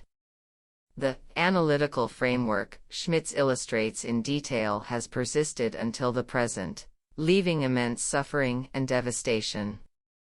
Throughout, policy planners have faced the agonizing problem of how to reconcile a formal commitment to democracy and freedom with the overriding fact that the United States may often need to do terrible things to get what it has always wanted, Alan Tonelson observes. What the U.S. wanted was economic policies that would enable American business to operate as freely as possible and often as monopolistically as possible, with the aim of creating an integrated, United States-dominated capitalist world economy. Still more ominous than the philosophy of the new nationalism was the threat that it could become a virus that might infect others, not by conquest but by example. That was understood from the earliest days. Secretary of State Lansing warned President Wilson that the Bolshevik disease might spread, a very real danger in view of the process of social unrest throughout the world. Wilson was particularly concerned that the American Negro soldiers, returning from abroad, might be infected by the example of the soldiers and workers' councils that were being set up in Germany as the war ended, establishing a form of democracy that was as intolerable to the West as it was to Lenin and Trotsky. Similar fears were expressed by Lloyd George's government in Britain, which found hostility to capitalism to be widespread among the working people of England, who were paying close attention to the popular councils that developed in Russia before the Bolshevik takeover destroyed them, counter-revolutionary violence that did not alleviate elite concerns in the West. Within the United States, social unrest was largely suppressed by Wilson's Red Scare, though only temporarily. Business leaders remained alert to the hazard facing industrialists, with the newly realized political power of the masses, and the constant need for shaping public opinion, if we are to avoid disaster. Concern over Soviet economic development and its demonstration effect persisted into the 1960s, when the Soviet economy began to stagnate, in large measure because of the escalating arms race that Soviet Premier Khrushchev had sought desperately to prevent. The Cold War itself, from its origins in 1917, was in significant respects a North-South conflict writ large. Russia had been Europe's original Third World, declining relative to the West up to World War I while serving the standard function of providing resources, markets, and investment opportunities. Russia was a special case because of its scale and military power, a factor of growing importance after it played the leading role in defeating Nazi Germany and achieved superpower status in the military dimension. But the primary threats remained as they have been throughout the non-Western world: independent nationalism and the virus effect. On these grounds, it is possible to explain the logical illogicality noted by the War Department in 1945, when it prepared plans for the U.S. to take control of most of the world and surround Russia with military force while denying the adversary any comparable rights. The illogicality they perceived dissolves as soon as we realize that the Soviet Union might have flirted with the thought of associating itself with a rising tide all over the world wherein the common man aspires to higher and wider horizons. The plans were therefore logical and necessary, however illogical they may appear on the surface. Leading scholars basically agree. John Lewis Gaddis realistically traces the Russia-US conflict back to 1917, and explains that the immediate Western invasion was a justified act of self-defense. It was undertaken in response to a profound and potentially far-reaching intervention by the new Soviet government in the internal affairs, not just of the West, but of virtually every country in the world, namely, the revolution's challenge to the very survival of the capitalist order. Change in the social order in Russia and the possibility that Russian development might infect others therefore justified the invasion of Russia. Attack is therefore defense, another logical illogicality that becomes coherent once the doctrinal apparatus is properly understood. On the same grounds, we can understand the persistence of basic policies of the U.S. and other leading Western powers before, during, and after the Cold War, always in self-defense.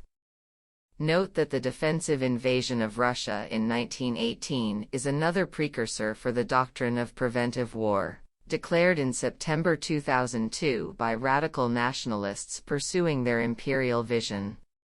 Let's return to the striking discontinuity in international politics at the end of World II, Robert Jervis.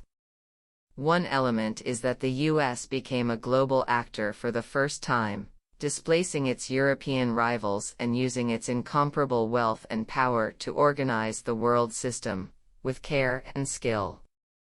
What Jervis had in mind, however, is the democratic peace. For centuries, Europeans had devoted themselves to slaughtering one another, meanwhile conquering most of the world. By 1945 they realized that the game was over. The next time it was played would be the last. Western powers can still resort to violence against the weak and defenseless, but not against one another. The Cold War superpower conflict, too, kept to that understanding, though not without extreme hazard. The standard interpretation is different. The democratic peace reflects some happy combination of liberal norms and institutions such as representative democracy and market economies. Though these factors are real enough, their contribution to the striking discontinuity cannot be properly assessed without due attention to the realization that Western civilization was on the verge of self-annihilation, thanks to the rational pursuit of its traditional practices. Now Europe is internally at peace, just as North America has been since the native population was virtually annihilated, half of Mexico conquered, the U.S.-Canada border established, and the phrase United States transformed from plural to singular 150 years ago. On a global scale, however, the practices, institutions, and dominant culture remain largely unchanged. The portents cannot be lightly dismissed.